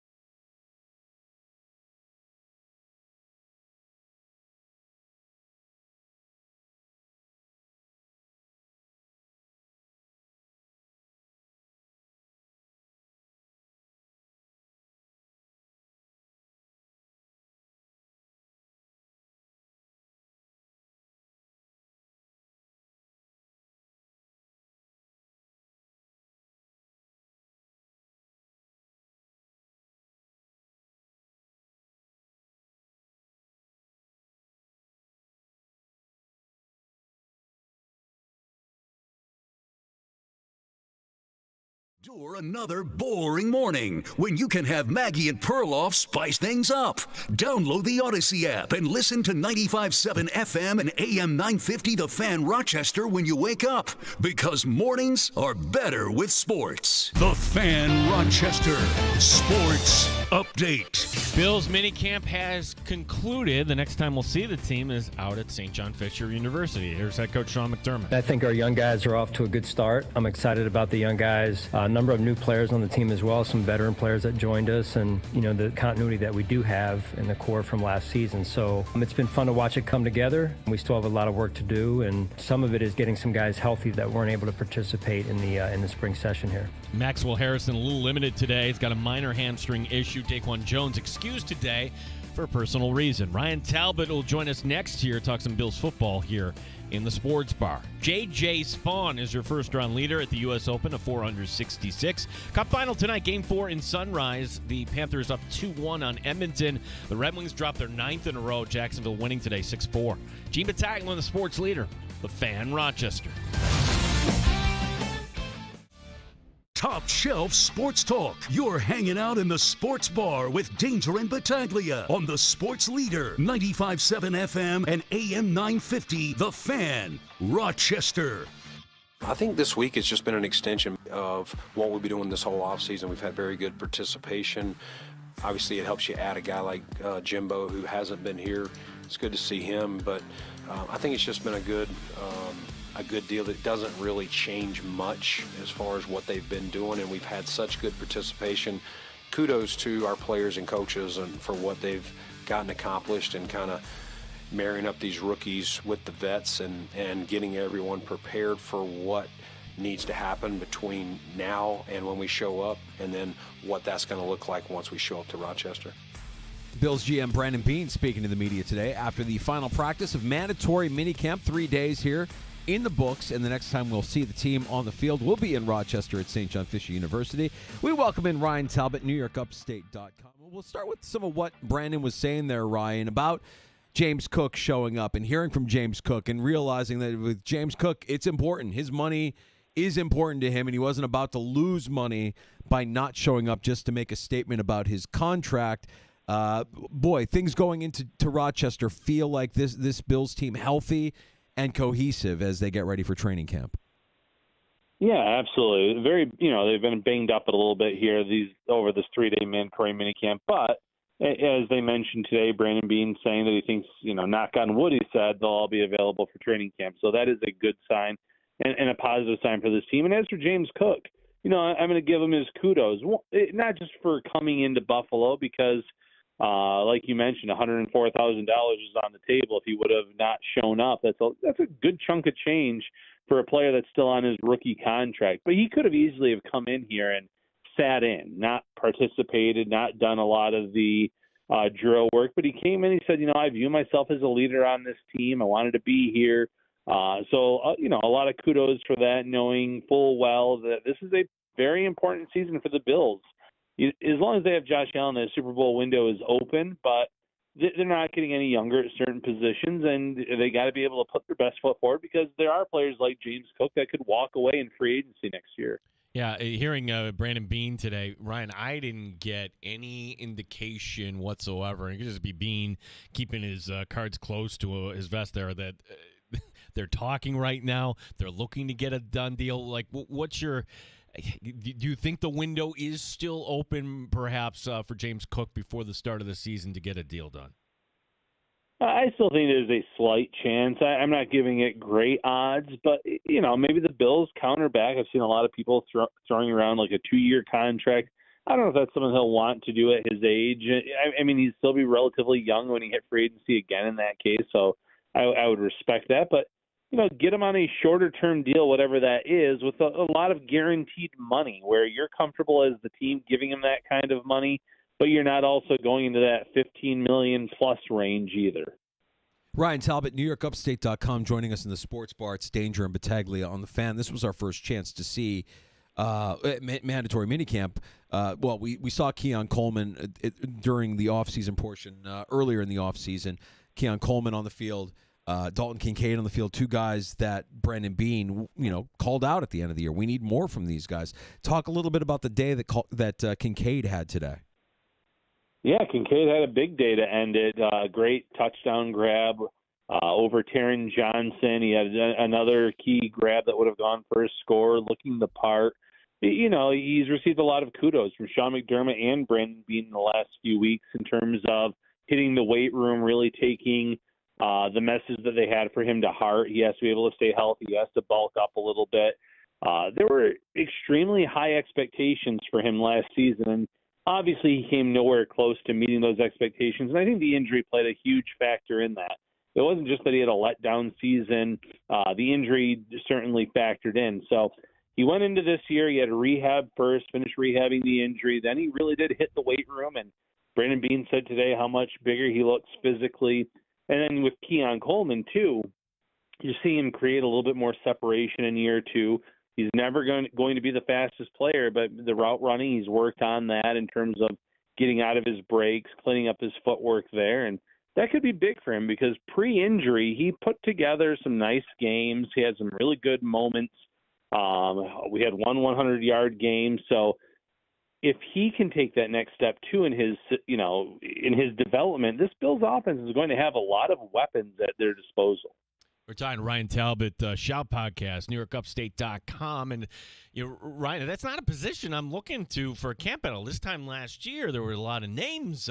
Some we knew, some we weren't really all that familiar with, Mac Hollins. But when we're looking at camp battles now, and I think there are a few that, certainly we'll be kind of focusing on that not only 22 jobs here, are locked down heading into training camp.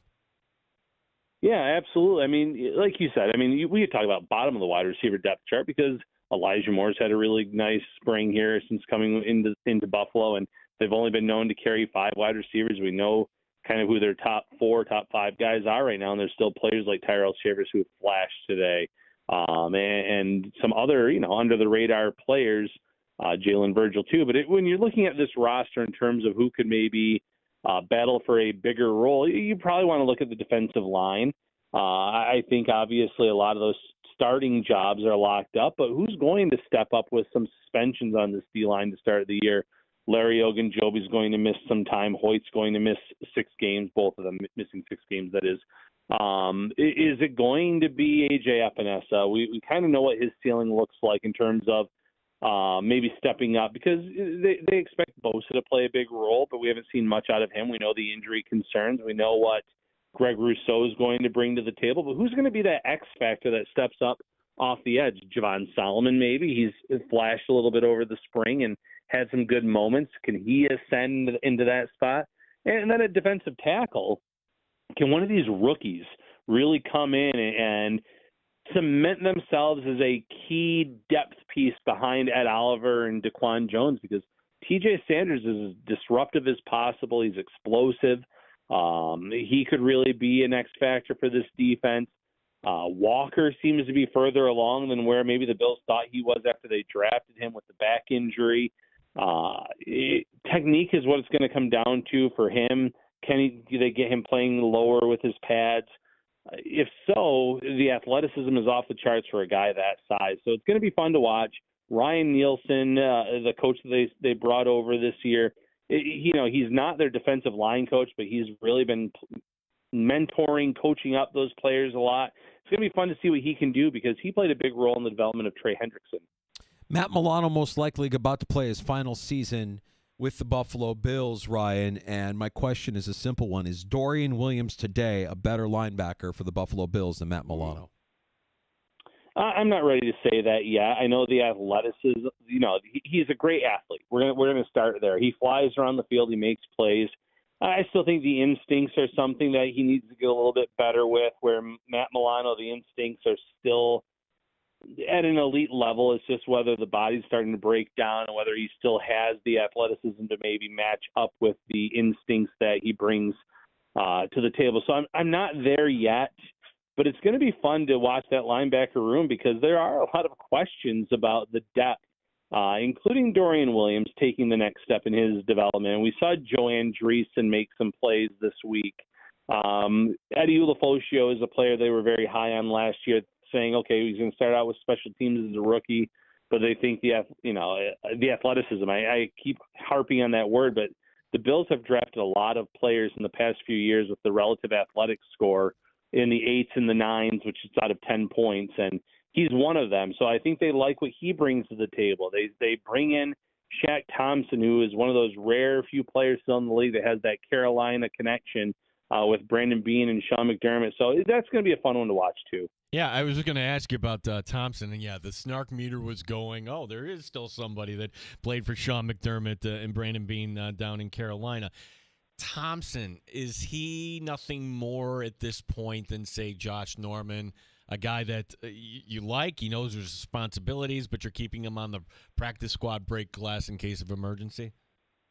Yeah, I think that's a great way of looking at it. It reminds me a little bit of the Deion Jones signing last year, and Jones did not make the roster and didn't really stick around long. But it's a guy that's, out of his prime. He's not the same player that he once was. Thompson played kind of a big nickel role early in his career in Carolina for Sean McDermott. He can't do that now at this point. He's had back-to-back seasons where he's had serious injuries. He's only played 6 games in the last 2 years. So far from a roster lock, I don't even, I think he's more likely to be a practice squad type of player, if anything, on this roster. But it's good to have players that you can trust, that is a good locker room guy. And with the amount of veteran spots that you have on your practice squad now, he would make sense. Ryan, you mentioned the play of Tyrell Shavers during mandatory minicamp here the last few days. I always remember the training camp of 2024 when Tyrell Shavers was the darling of camp, and we're at the time of the offseason now where we can kind of project and look ahead and say that when we see these guys again on the field at St. John Fisher University, a couple of names are going to pop. I'm curious as to who you think will be this year's camp darlings. I'll start by saying Buffalo Joe is going to be a 2025 training camp darling for the Buffalo Bills. I love that pick. Yeah, I think he makes a ton of sense. Joshua Palmer, he signed a big contract, so he better be a camp darling, but he had an unbelievable spring, in my opinion. I think he is looking the part of a player that earned a huge contract from the Bills. I think he's going to fit into this offense pretty seamlessly. And then I'll stick at that position and say Elijah Moore is going to be a camp darling. The Bills have brought in some guys with speed in years past. It was a few years ago, mind you, when they had Tavon Austin, but Austin was past his prime. So it's not a great comparison. Elijah Moore is a guy that just hasn't played with any good quarterbacks in his career, and yet the last 2 years in Cleveland, 1 year career high in receptions, 1 year career high in receiving yards. Now you throw him with Josh Allen. You add a player that has 4.28, 4.29 type of speed.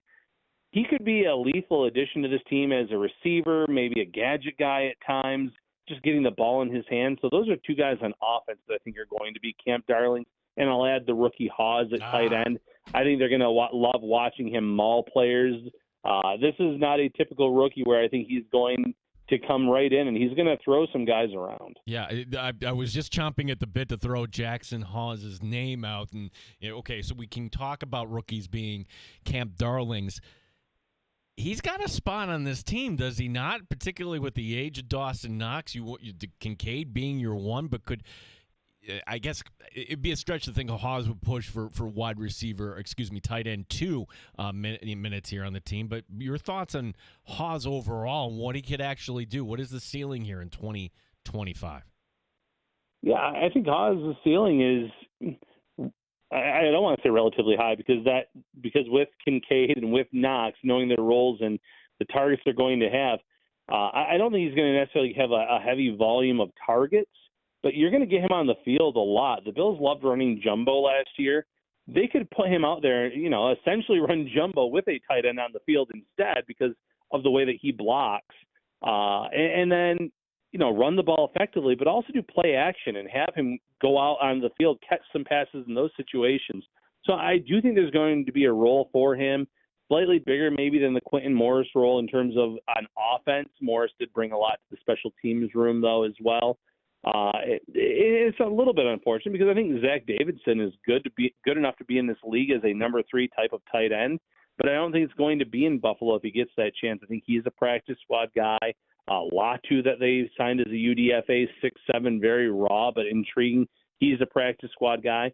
So there is a clear path, in my opinion, for Haas to claim that tight end 3 job. Ryan, if we're going to talk about rookies, I want to get your take on Maxwell Hairston, who we know got dinged up a little bit yesterday, and some of the comments made by Sean McDermott earlier in the week about his the perception that he might not want to play young players as much as veteran players. The question I have for you first, though, is just how big is Deion Walker?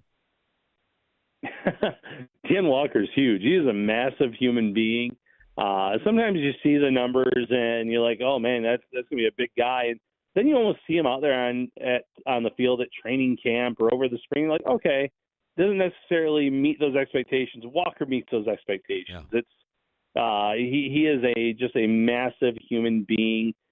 If, like I said, if they can coach up his technique a little bit, he's going to end up being a steal for this team. And easier said than done. But the skill set, the athleticism, the size of this player, it's not something that we've seen a lot in Sean McDermott's defense here in Buffalo. So I'm at least intrigued by the idea. Ryan Talbot, New York Upstate, and the Shout podcast joining us here in the sports bar. Special teams. They didn't bring in another place kicker, did they not? I mean, or who's going to win the punting job, Brian? These are the first world problems the Buffalo Bills have heading to St. John Fisher University. Yeah, the kicker job, I think Tyler Bass did end the year pretty strong, so I can see why they didn't bring in any competition for him. He seemed to kind of get everything back in terms of the motion, the swing of the leg, everything that they wanted to see from him. He came up pretty clutch at times.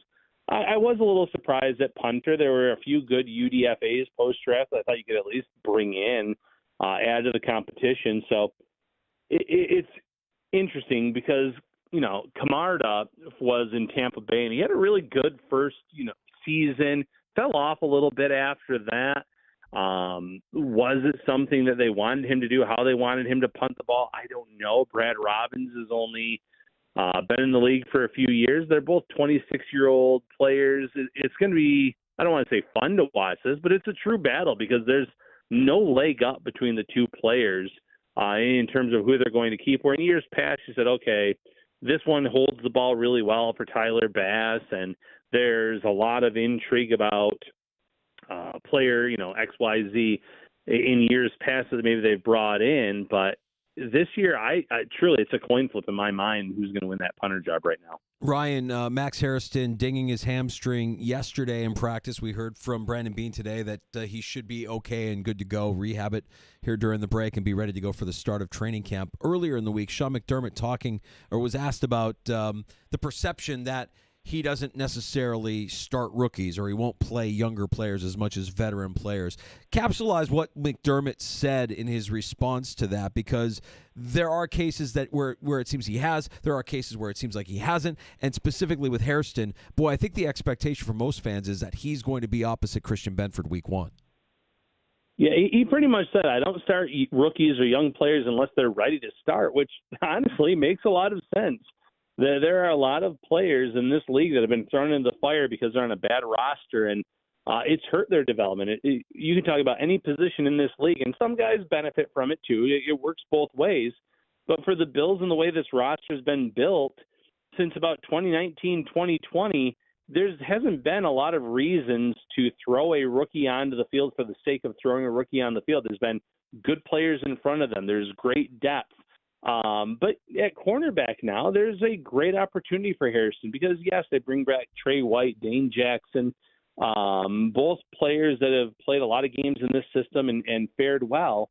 But as you mentioned, Hairston is a first-round pick. The skill set's a little bit different. He has unbelievable speed, which is going to help if he does get beaten off the line in terms of closing the gap on plays like that. And truth be told, before this injury, I thought over the course of the spring, the Bills were putting a lot on his plate, and he was responding very well to it. So I think that's very encouraging. It's going to be fun to see how he carries that over to training camp. As you mentioned, Brandon Beane said he should be good to go. He said everyone that's been banged up should be good to go come training camp time. So it's going to be fun to watch a pretty healthy roster at St. John Fisher University. Ryan, we haven't talked here in a few weeks. And the thing that's going to be different this camp is compared to other years, you're going to have a film crew moving you around. And my take is this. It'll be fun for fans. It'll be great for fans. These guys have cameras, their cell phones all around all the time. I mean, what impact do you think, whether that's from a preparation standpoint or something otherwise, that Hard Knocks will have on the Buffalo Bills, the team coming up this summer? Yeah, I think it'll have a very limited impact on them. Like you said, we live in a very social media type of world, and I know one of the reasons they like coming to camp is to get away from everything, to bond and be together. And maybe we get to see some of the card games and behind-the-scenes camaraderie that we don't get to see beyond the practice field, and that could be cool for the fans. But I don't think there's going to be distractions. Sean McDermott talked about the importance of being authentic and not trying to play up a character in front of the camera, whether you're a player or a coach, and keeping everyone in check. I think the Bills are in a good spot in that area, and I know that they probably aren't thrilled to be on Hard Knocks in general, but if you ask anyone in that building, especially the higher-ups, I think they would much rather be the training camp team than the regular season team. Ryan Talbot, NewYorkUpstate.com, Syracuse.com, covering the Buffalo Bills. I hope we have the chance to talk to you before training camp gets underway at the end of July, Ryan. But in the meantime, I know you and Matt and everybody there covering the team, you're all doing a great job providing fans with your access and your insight. What are you guys working on here over the course of the next couple of weeks that we can check out? Yeah, Matt will have his last observation post up in the next 24 hours based on the final day of mandatory minicamp. We just went live about an hour ago doing our last podcast on it. StreamYard's down, though, for everyone, so we had to pivot to another app called Riverside, but we made it work. All right. So we'll still be podding here and there, and then we'll probably do a way too early 53-man roster projection, way too early win-loss prediction record, things like that to kind of carry us over as we wait for the start of training camp. I was going to say, true or false, if we hear a Shout podcast during the off time here, during the break, things have gone horribly wrong for the Buffalo Bills. What do you say to that? I'll say false. We're still going to try to do at least one show a week, so you're going to be stuck with us one way or the other. Good to know. No, I think just in general, like if you're a fan, like, okay, no news, we can. Yeah, no news is good news. Yeah, no news is good news. Ryan, appreciate all the work that and the time you and Matt give us. Thank you so much, buddy.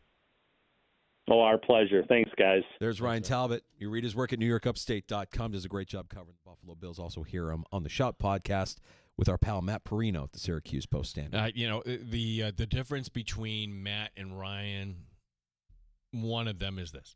So just talking to Ryan, before we got in the air, and like a lot of us, hey, what do you got planned for the summer? And I know like a family vacation spot hit for him is Arizona. He's like, I don't know, trying to work this out because he's going on the road to cover the two games. He's like, yeah, we're going to Chicago, and then it's Jacksonville, the other one. I'm thinking, no. And then he corrects himself. He's like, oh, no, like Tampa. Matt Perino knows it's Tampa because of its proximity there to Orlando and is already planned out. Correct. Yeah. Correct. Yeah. Orlando is a short drive from Tampa. You can make that drive in less than 2 hours, and I get it. I'm with them. Like if you're in that state, you're trying to figure out, all right, how close am I to Orlando? How close am I to Disney? How close am I to the happiest place on earth?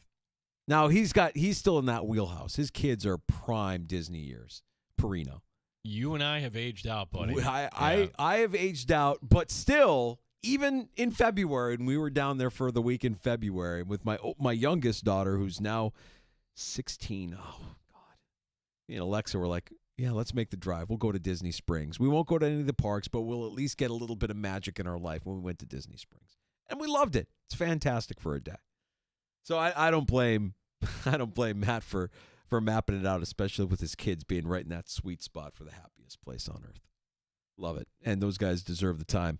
They do a great job covering the team and giving their time to us and sharing it with all of y'all, covering the Buffalo Bills as mandatory minicamp comes to its conclusion. And the next time we will see this team is in Rochester at St. John Fisher University. Yeah, and let's high step it to the weekend here, guys, because Danger and I are both off tomorrow. So one last hour, happy hour, as we like to call it. Yeah, I don't like saying it. I don't like people who say it, but I'm going to say it anyways. It's our Friday in the sports bar. So let's make the most of it. You can join us at 866-4326-585, 866-4FAN.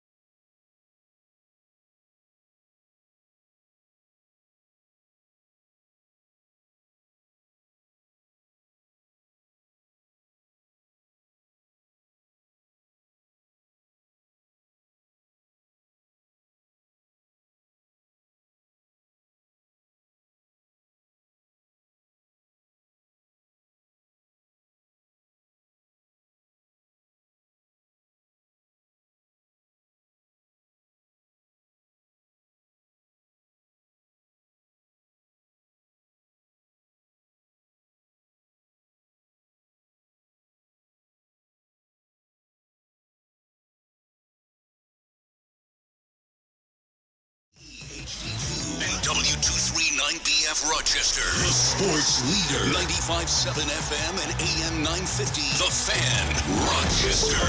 An Odyssey sports station. The Fan, Rochester. Sports update. Minicamp is in the books for the Buffalo Bills. Next time we'll see the team is at St. John Fisher University. Bills GM Brandon Beane talking about the minor injury to Maxwell Harrison. Yeah, he just a little tweak. Tweak is like hammy area, but he should be fine. He's getting treatment, so should be good to go. He'll rehab it and be ready to go for camp. Daquan Jones excused today for a personal reason.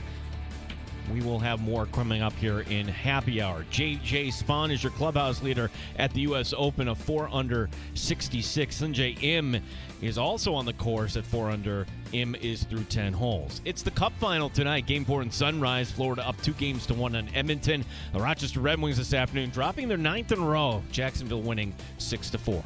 Team Battaglia, the sports leader. 95.7 FM and AM 950. The Fan, Rochester.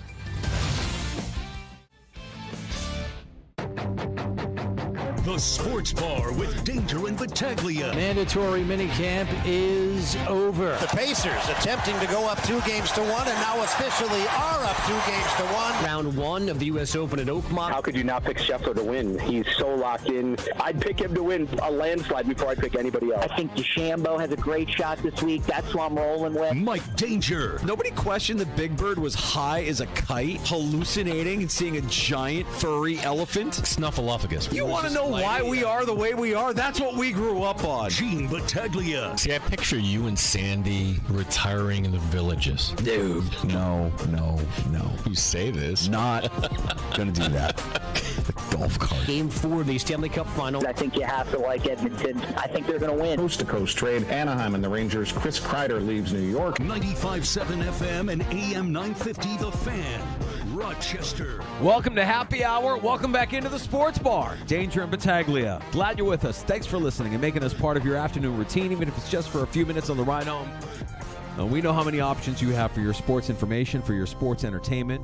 And if you're choosing us at 95.7 FM, AM 950, or the free-to-download Odyssey app, we do not take that for granted. Also, thanks for watching on our YouTube channel, on YouTube and on Twitch, at The Fan Rochester. Like and subscribe. You can always go back to our YouTube channel and catch any part of the show that you may have missed as well. Yeah, boy, this is a fun time of year, right? The NBA Finals last night. Tonight you get Game 4, and I think the hope is Danger Edmonton has a counterpunch. I mean, if you really don't care about one of these teams, well, wouldn't you want to see the best hockey played tonight? And I want to see McDavid and Draisaitl in this team. They are sticking, by the way, with goaltender Stuart Skinner tonight. So there have been some debate whether they would go back to Picard, but their head coach Chris Knobloch sticking with Skinner for Game 4. I like all of that, and I know that we were a little critical of the matchups going into these two finals in the NBA and in the NHL, but so far so good. Both series have delivered. I mean, I know you had a blowout in Game 3, but I kind of like the physicality, the violence. It got a little chippy, and all the fights and all the penalty minutes that led to Florida getting that win. I even if Florida wins tonight, I'm not counting out the Oilers. I don't think that series is over, although there's plenty of damning statistics that would say that the winner of Game 3, whether you're talking about the Stanley Cup final or the NBA Finals, puts himself in a pretty good position to win the whole thing, with the Pacers beating Oklahoma City in Indianapolis last night. After splitting the first two games, the teams that have won Game 3 in the NBA Finals have gone on to win the series 80.5% of the time. And in the Cup final, this is a little bit different because this is a rematch, right? Or Florida's trying to repeat. Teams that are looking to repeat in Stanley Cup history that win Game 3, 22 of the 23 times they win Game 3, they're going to end up repeating. Now, mind you, that stat is a little skewed because, well, we had only 6 teams and whatnot, but still, it's an interesting stat nonetheless. I think Indiana is the team that, well, we've underestimated all along. I like them to beat Milwaukee. I think we all did. We recognized Milwaukee, realizing, all right, they don't have their point guard. It's a team on fumes. But knocking off Cleveland, that was a surprise. Knocking off the Knicks, well, that upset a lot of people, myself included. That was a surprise. And then I picked the Oklahoma City Thunder in 5. And, well, that series may end up going a little bit longer. My question now is, do we consider Halliburton to be among the elite kind of players who elevate the play of their teammates? Because it feels like with Indiana, as he goes, so goes the team. He was 1 rebound shy of a triple-double last night in a winning effort. But when you see guys like Benedict Mathurin or T.J. McConnell step up and have the games that they had, I mean, it leads me to believe, like, one, you're a really well-coached team with Rick Carlisle. With 2, Halliburton seems to be the kind of player that elevates the play of those around him. Well, and it just goes back to game 2. How did this guy only take 5 shots in the first half? Maybe he was trying a little too hard in that regard. Maybe for Oklahoma City, all right, you got to tighten things up. I think Carlisle's a damn good coach. Yes. Like, if they win, you may say, okay, it's because of Halliburton, but in terms of NBA stars, he's not the MVP. The MVP is on the other team. That's right. But Halliburton's a killer. SGA is good. SGA, I want to see that killer come out. We'll see if they have some fight in Game 4. That'll be tomorrow night. Now, you mentioned it, clean it up. I mean, they had plenty of turnovers to clean up from last night. I want to say they had 17 turnovers last night in Game 3. And for Halliburton not taking many shots in Game 2, you want Shea to be aggressive late in games. He just scored 3 points in the fourth quarter of last night's loss. And I would say also, if you're the Thunder, pay mind to that second unit, that bench that's coming off, the players that are coming off the bench for Indianapolis, because they, I think, were the biggest reason why the Pacers won last night, outscoring OKC's bench 49-18. So the Pacers getting Game 3 and now find themselves with home court advantage once again in that series. And you mentioned tonight we'll get Game 4 from Sunrise between the Panthers and the Edmonton Oilers. SGA ended up with 24, but just 9 of 20 from the floor. So that he's got to be a little bit more of a cleaner. And again, that's going to be tomorrow night. I'm a little surprised that the schedule's going Friday to Monday, because usually you would think ABC would want that meet on a Father's Day right there. Put the final there. Yeah, Father's Day. Yeah, I'm bummed, man. I'm not going to be here for Father's Day. Father's Day is a great tradition that they don't celebrate where I'm going on vacation. Time out. Are your girls going to be there? Yeah. So that means, sorry, Dad. It's not valid here, so it's just another old Sunday. I don't know that I'm expecting anything beyond us being on vacation together as a Father's Day surprise. But Father's Day, as by rule, by tradition here, well, me and the brothers-in-law, we all get together and we all, drink way too many beers, float in the pool if the weather is nice. I mean, there's festivities at play that I'm going to feel. I'm going to a little FOMO, a little missing out, even though we're going to be on vacation. Not complaining, but a little bit sad. that tradition is going to be broken this year. Well, the girls will take care of you. I'm sure it'll be fine. They love their dad. I'm sure it'll be fine. Yeah, but you're right, though. No action on Father's Day? No. We get the U.S. Open. Oh, yeah. That'll be. Yeah. And from the U.S. Open, so much for all of our talk about Scottie Scheffler. Now, I don't want to say that too loudly. He might be listening, and he'll turn it on rounds 2, 3, and 4. But that leaderboard right now is kind of void of big brand name golfers. Some really good golfers, obviously, on that leaderboard, but nobody that you'd be like, oh, yeah. If you were rooting for DeChambeau, no. If you were rooting for John Ram, no. Well, I would say Scheffler's in a good spot, because if you're just looking at a score 1 over through 11, by the way, Sungjae Im has taken the lead now. He's 5 under for the tournament. So J.J. Spawn is in the clubhouse with a 66 today. 1 over is not bad. 1 over puts you there. Like, honestly, what is going to be the winning? Last time this was here, the stat courtesy of Brian Koziel, 2016, you had only 5 guys finish under par for the tournament. That was it. What did Rory shoot? He was in a bad mood. I don't think 74. He didn't speak to the media afterwards again, did he? No. What has happened to this guy? Why are you so pissy? That's a serious question, because Rory, you win the Masters in that style. You have the career grand slam, the thing that had been dogging you. Why now also pissy? Why are you so pissy? Mickelson also with a 74 today. Okay. Tommy Fleetwood with a 74. Immaculate lettuce. Just crazy arugula. Love that guy.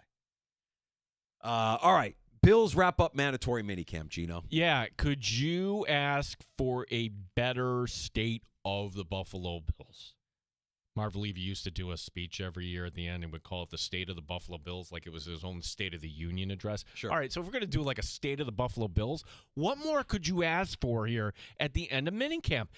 Yeah, there's some guys like Maxwell Harrison. Oh, he tweaked his hamstring. He'll be fine for camp. In fact, Brandon Beane said as much everybody, he expects everybody to be ready for camp. Well, when have we ever said that or will say that ever again, Danger? And there is not right now a glaring weakness or concern on this team. This time last year, oh my gosh, how are they going to replace this Diggs production? Yeah. I mean, if you want to say, I don't know about this Joey Bosa, all right, well, then you have a guy, A.J. Epineza, and you drafted a guy in Landon Jackson in the third round. There's other options there for you.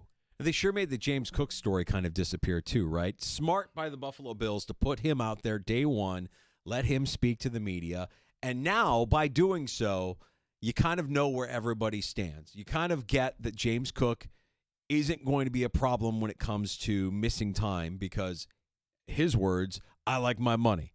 Okay, good. So you're not going to get fined for missing time. We expect to see him at training camp. We expect him to participate at training camp. And as far as his future with the Buffalo Bills, that will either work itself out or it will not. I think the Bills have probably made him an offer, and they're going to continue to talk. But if James Cook really wants to max out his dollars, if his money is the motivating factor, yeah, chances are he's going to hit free agency. This had the ability to kind of jump the rails. Let me ask you from this question, because I think it's also kind of, to put this in the context, the next time we see the team is the next time they'll be in here in Rochester. And then here in Rochester, there'll be a film crew the next time we're filming them around. Is this a storyline that interests Hard Knocks or no? For sure. I think they covered James Cook. I think James Cook gets some camera time. I think they talk about his dilemma, his rookie deal. I think he's an interesting story because his brother went through similar kind of negotiations when he was a pro, when he was playing with the Vikings. So I think that I don't think it's going to be a distraction. Let's put it that way. And I like how they handled it. Cook might not be happy. And that's fine. He's here, and he's practicing, and he's competing. And I think that's all that Bills fans can ask for a guy who might not like his current contract situation. You tell me, Gino, do you want Brandon Beane highlights from earlier today when he spoke to the media, or do we want to just offer up a deluge of Brandon Beane here during happy hour? I'm going to leave the call to you, buddy, because you're going to be working on that golden tan pretty soon there. You're not going to recognize me when I come back. I mean, I'm going to be bronze, peanut butter, just straight up golden. You're right. I'm savage tan. I'm so happy I won the bet prior to you leaving, because I really would have. Can you imagine if? Because that would have cost you money, right? You handled yourself with grace and dignity in winning that bet too. Hey, Danger, you got me. Danger. Is this? Yeah. Yeah, you lost the bet. You lost the bet. Box wine. Bring it to me now, buddy. Hanging up. True sportsmanship on display by my co-host. When I tell you I don't remember hanging up. Yeah. It's fine. It's fine, Gino. It's okay. Hang up on me. That's okay. Who's this? Who's this? I'm turning off my phone. I'm going to turn off my phone for the next 2 weeks. I hope everybody's okay with that. Brandon Beane speaking earlier, and we'll just run through some of the highlights here. Minicamp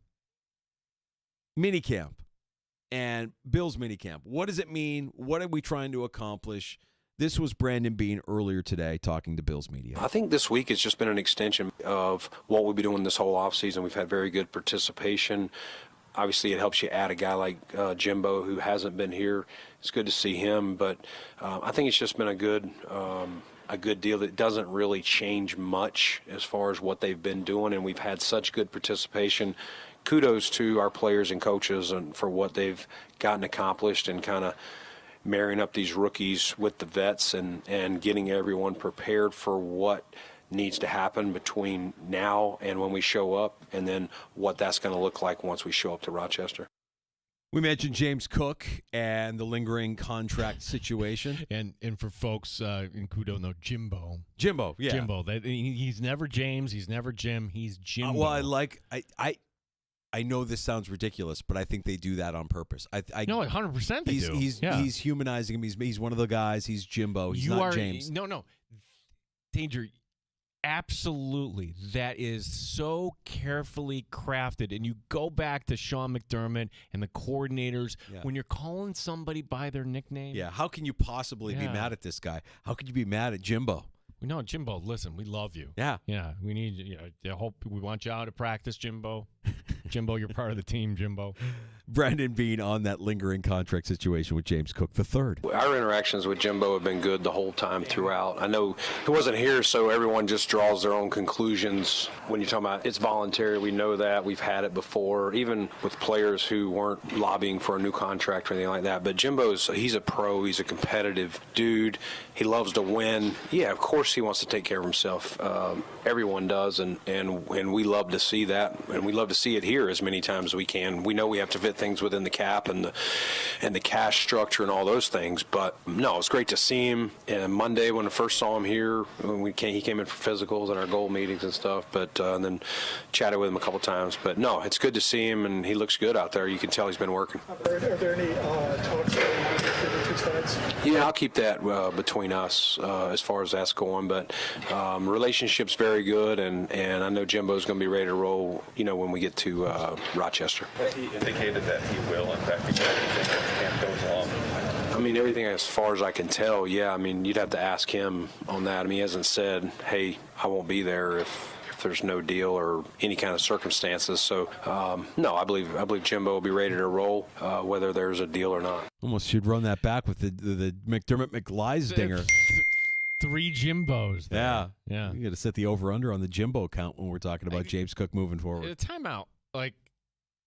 Was he really Jimbo this time last year? No.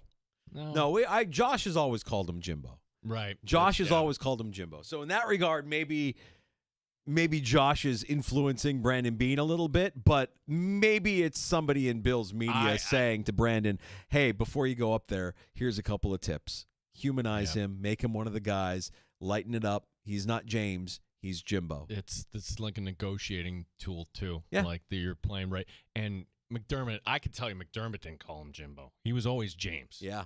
McDermott now, he's Jimbo. Yeah, that's right. That's absolutely right. What about Keon Coleman? Keon Coleman, who was in the crosshairs of Brandon Beane after last season, somebody that Beane was critical of. We need to see more. We need him to stay healthy. We need more out of him in year 2 of his NFL career. This is Brandon Beane earlier today on his wide receiver. I think Keon has been focused, dialed in. His agent and I have developed a good relationship. He's actually kin to Keon, and so I think he was very blunt with him as well, just off of some of our conversations. And Keon can take it. Like, for a young man, I give him a lot of credit. It's not easy. Of course, anybody can take praise. It's not easy to take criticism, and he took it unbelievable. The things that and that's the thing I tried to stress to him when he got back is.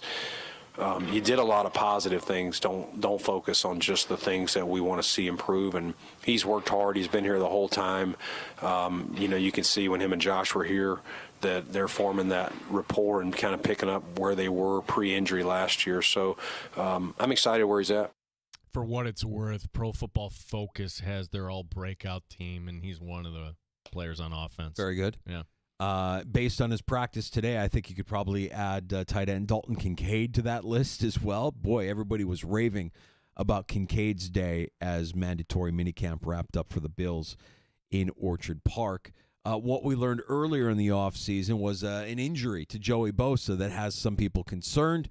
Is Brandon Beane concerned about Joey Bosa as we look forward now to Buffalo Bills training camp? Joey's done very well. I think it's this time of year, I know guys are missing, or some guys were doing individual, some guys were a little bit of team. It's really, this is about preparation, getting everybody ready for camp. And so if you've got any concern at all, why expose them? They're doing walkthroughs. They're out there with their teammates. I think yesterday Joey was doing a bunch of his own kind of drill work as far as get-off drills, things like that a pass rusher would do. So, no, of course, do you want him to have a setback? Do you want any of these guys? Do you want Max to tweak something yesterday? No. But it's football. It's going to happen. When we get to Rochester, it's going to happen. And that's why you got a 90-man roster to make sure the next man's up. And we stress that all the time. Just because you're not starting or just because you're not the second guy, you got to be ready to roll. You're going to get an opportunity, and the worst thing to do is not be prepared. All right. This is where my take is going to be put to the test. Joey is not a real name. Joseph and Joe are the names. But if Joey Bosa came up to us at training camp, I think I would retreat on that. Take really quick. Joey's not a real name? No one's naming their kid Joey. Do you think his legal name is Joseph? It's got to be. So Joey's the nickname. Yeah. So just like Jimbo. Yeah, Joey. Yeah. James, Jim, Joey. James is the real name. We're going to call him Jimbo. Joseph is the real name. We're going to call him Joey. We're just dishing out nicknames. Not real names, nicknames. Joseph Anthony Bosa is his name. So he does have a real name. He's not a Joey. First question, Joe. Thanks for joining us here, Joey. Thank you for joining us at Buffalo Bills training camp. Did you know that your name isn't real?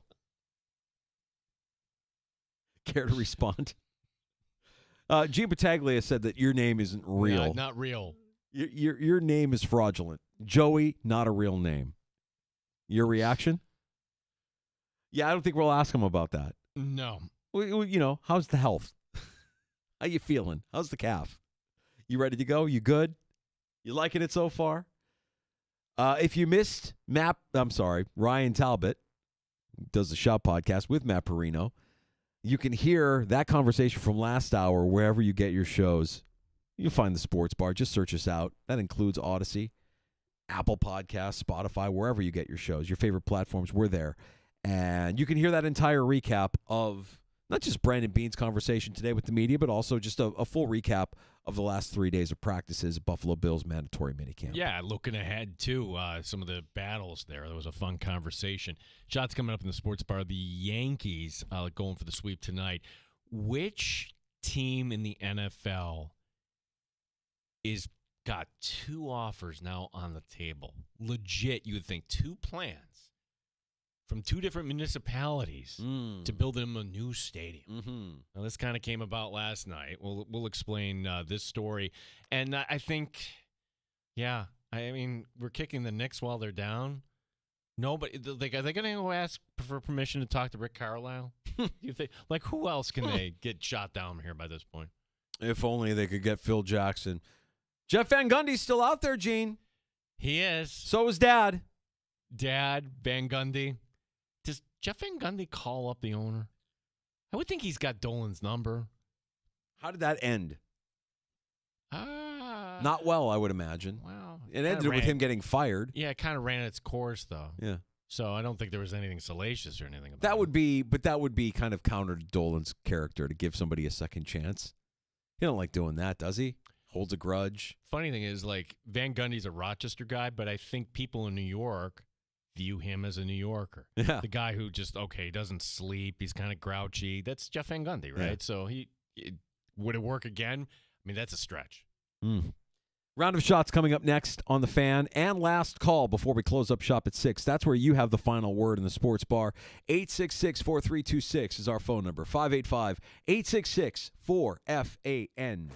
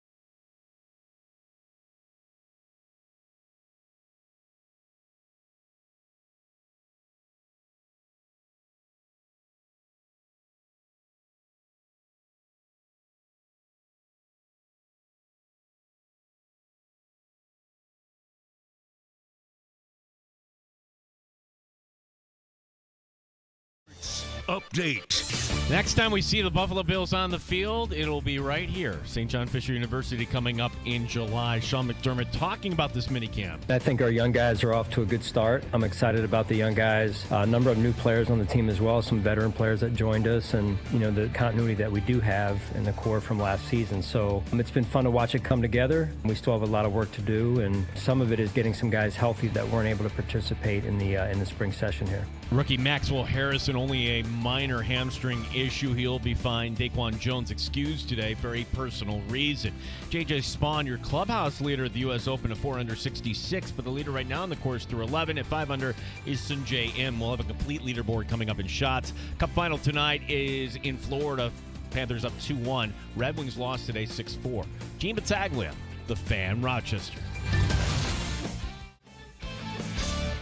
The best local sports talk in the Flower City. One Bills Live in the Sports Bar with Danger and Battaglia. Weekday afternoons on The Fan, Rochester.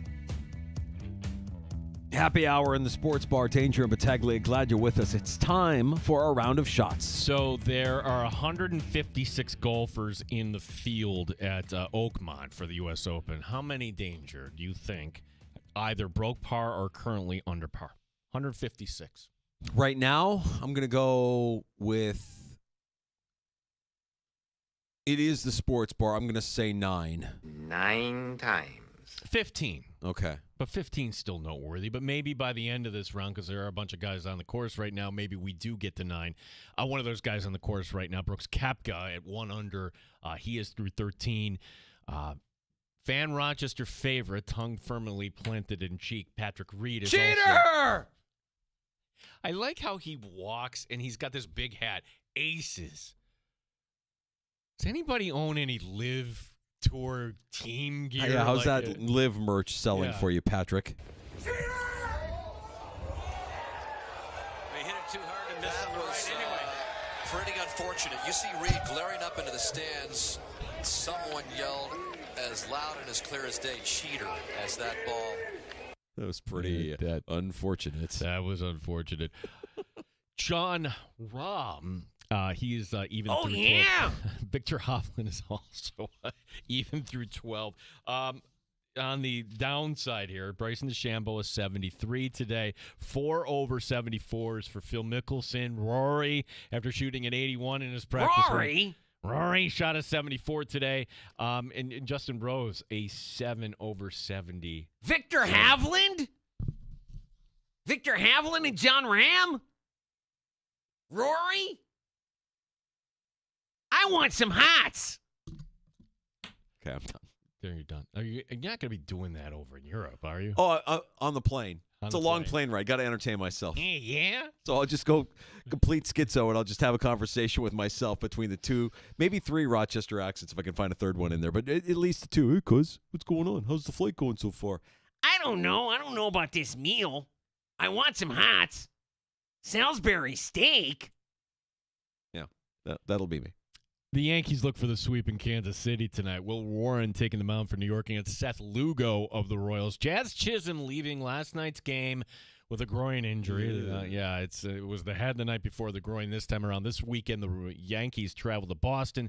Second consecutive weekend, we'll have the Yankees and Sox getting together. Okay.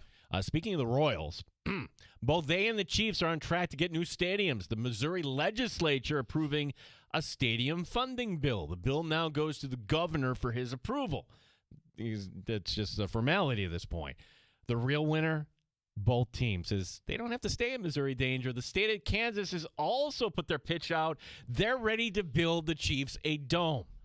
So the Chiefs, just look at them. The choice is, do they want a renovated Arrowhead or do they want a new dome in Kansas? What would you do if you were Clark Hunt? That's a tough one because Arrowhead has all the fixins. Wasn't it just renovated recently? 2011? Yeah, not that long ago. So I want to say that they're using Kansas to get state money to renovate Arrowhead. I think that's how this plays out. Or somebody, the NFL is going to say, you know what? Who is good? Which stadium means more? Is you're going to make more money for? And you always point to the development. if the Royals end up, because part of this, let's say it stays in Missouri, that doesn't mean Kauffman Stadium is getting redone. The Royals are going to get their wish. They get a new downtown stadium. Okay. So if you have all that land around Arrowhead, you're going to start to build that up. I'll give you my firsthand report because I'm going to go visit Binkley in July. Very good.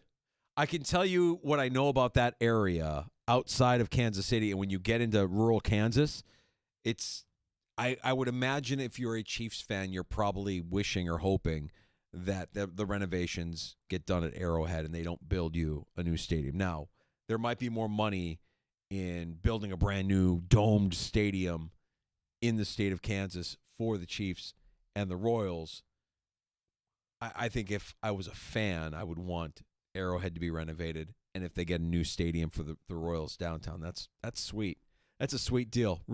Feel really bad. At some point, something's got to go wrong for Kansas City. This is hard times. So in the Missouri legislature, one of their politicians that's making the argument for this says that sports is important. Look what has happened to us. Because of Travis Kelce and Taylor Swift, Kansas City is no longer a flyover city. Oh, please. Really? That was an actual quote from a politician? Yes. God. You're still a flyover city. Yes. What do you stop? Stop with that. Stop. As soon as the Chiefs go in the tank, forget it. Stop. Just because you can name drop Taylor Swift does not mean that you're not a flyover city. Guess what? Taylor Swift will not be coming to your town once Travis Kelce, assuming they're still together, which who had them still together at this point? Honestly, she's a gangster. I'm afraid to say anything ill of Taylor Swift, but y'all got taken by an absolute gangster in Taylor Swift. She took your money. She took it twice. She'll take it again. Y'all going to fall for it. I can't believe you're all falling for it. She's an absolute thug. She is beating you down. She is sucking you dry of all of your money. Taylor Swift. It's amazing. Mike Danger, I caution you because of people. I don't want Swifties then reporting. Oh, no. I think Swifties are getting wise. Swifties, if you need time, I will devote time into telling you how this woman has just jacked you.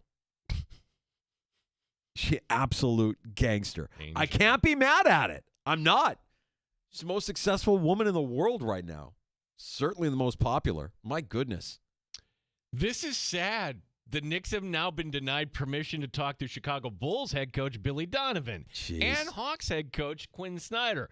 5 teams total have not allowed the Knicks to poach their head coach. Meanwhile, former head coach Tom Thibodeau took out the full-page ad in the New York Times thanking Knicks fans, calling it his dream job. It's all class.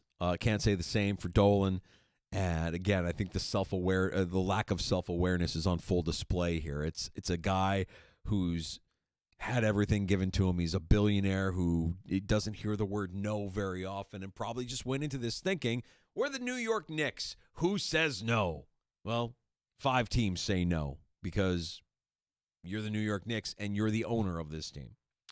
Have the Knicks, has Leon Rose or the owner, anybody step forward after the firing? They put out the one statement, and that's it. You want to talk about an inaccessible team when it comes to dealing with the media and their fans. It's going to end up being an assistant, somebody you've never heard of, or dad. Or, no, the worst case scenario, I would take dad over Mike Brown. Or just some retread coach like, Okay. Larry Brown. Dude. Buckle Is up. Larry Brown's still alive? I think he's still with us. Buckle up, Knicks fans. You joked about Phil Jackson. Like, no, I already did that. Real close. That real clear, I should say, at this point, that when they fired Tibbs, they really didn't have a plan for his replacement, which is unfortunate. You would have thought they would have had some names in mind. They have names in mind. They're all just currently employed by other NBA teams. Whoa. As we await the Sabres to do something, the New York Rangers moved off their left winger Chris Kreider. New York sending Kreider and a 4th-round pick to Anaheim for center Kerry Terrence and a 3rd-round pick. Now, to make the deal happen, Kreider had to waive his 15-team no-trade list, which tells you Anaheim was originally on that list. Let me stop there. Buffalo was not on that list, right, for Kreider? on the list of teams not to trade me to? Yeah. Had to have been. Yeah. I don't want to go there. Ducks will take on the final 2 years of Kreider's contract. This is essentially a salary dump, $6.5 million annually. The cap flexibility of the Rangers now will have a little bit more heading to July 1st. Yeah, Sabres not making many moves except for Yarmo, and that'll be an interesting thing to watch develop as the season gets underway later in the fall. Who had the most disappointing year? It's the Rangers, right? Rangers were disappointing. I'd say the Penguins were disappointing. Teams that we've grown accustomed to seeing in the postseason that missed the playoffs. I would say the Rangers have more, like the Penguins. Yeah, we've been expecting this. The Bruins, we've been expecting this. The Bruins, though, did anybody have No, them. Marchand going to Florida and playing in the Cup final? Nobody had that at the beginning of the season. If he comes up with one more big goal, could he actually win the Conn Smythe? Jeez. Yes. Yeah. McDavid's not putting up the numbers he put up last year. No. Yeah. I mean, don't get me wrong. McDavid's play is still ridiculous. He does things that make your jaw drop. But, yeah, as far as impactful, most valuable player of the series, you can make that case. I would listen. For those still paying attention, they've yet to even start the Calder Cup final. It's Charlotte against Abbotsford. Game 1 tomorrow night in Charlotte. Should it go to 7 games? Game 7 would be Wednesday, June 25th, which is only 48 hours before the NHL draft. Abbotsford is the affiliated team of the Canucks, if I'm not mistaken. Very good. Okay. And Charlotte is? Florida. That's right. Jeez. All right. And from news from movies, thought I'd never say this. We're going to have a Spaceballs 2. I saw that. Spaceballs 2, 2027. And is it Brooks that's going to be reprising his role of Yogurt? He's 99. Mm-hmm. Well, he'll make fun of it. It's just AI me or something, right? Most memorable character from Spaceballs, the original. Barf. John Candy. Half dog. I'm my own best friend. I'm going with Pizza the Hut. Oh. I'm going with Pizza the Hut. I don't know why, but Pizza the Hut, as a kid watching that movie, oh, it's Pizza the Hut. It's a giant fat dude made out of pizza. Pizza the Hut. Fantastic. Who was the princess? She was in 90210. Daphne Zuniga. That's right. That was prime Daphne Zuniga. Yeah, the height of her powers. Yeah. Fun movie. And I don't know. I mean, like I say, if you keep low expectations, you fail to be disappointed. So I'm keeping my expectations low for any sequel or reboot. I know this is shocking to you, Danger, but sometimes I will be a little passive-aggressive. What? You? What?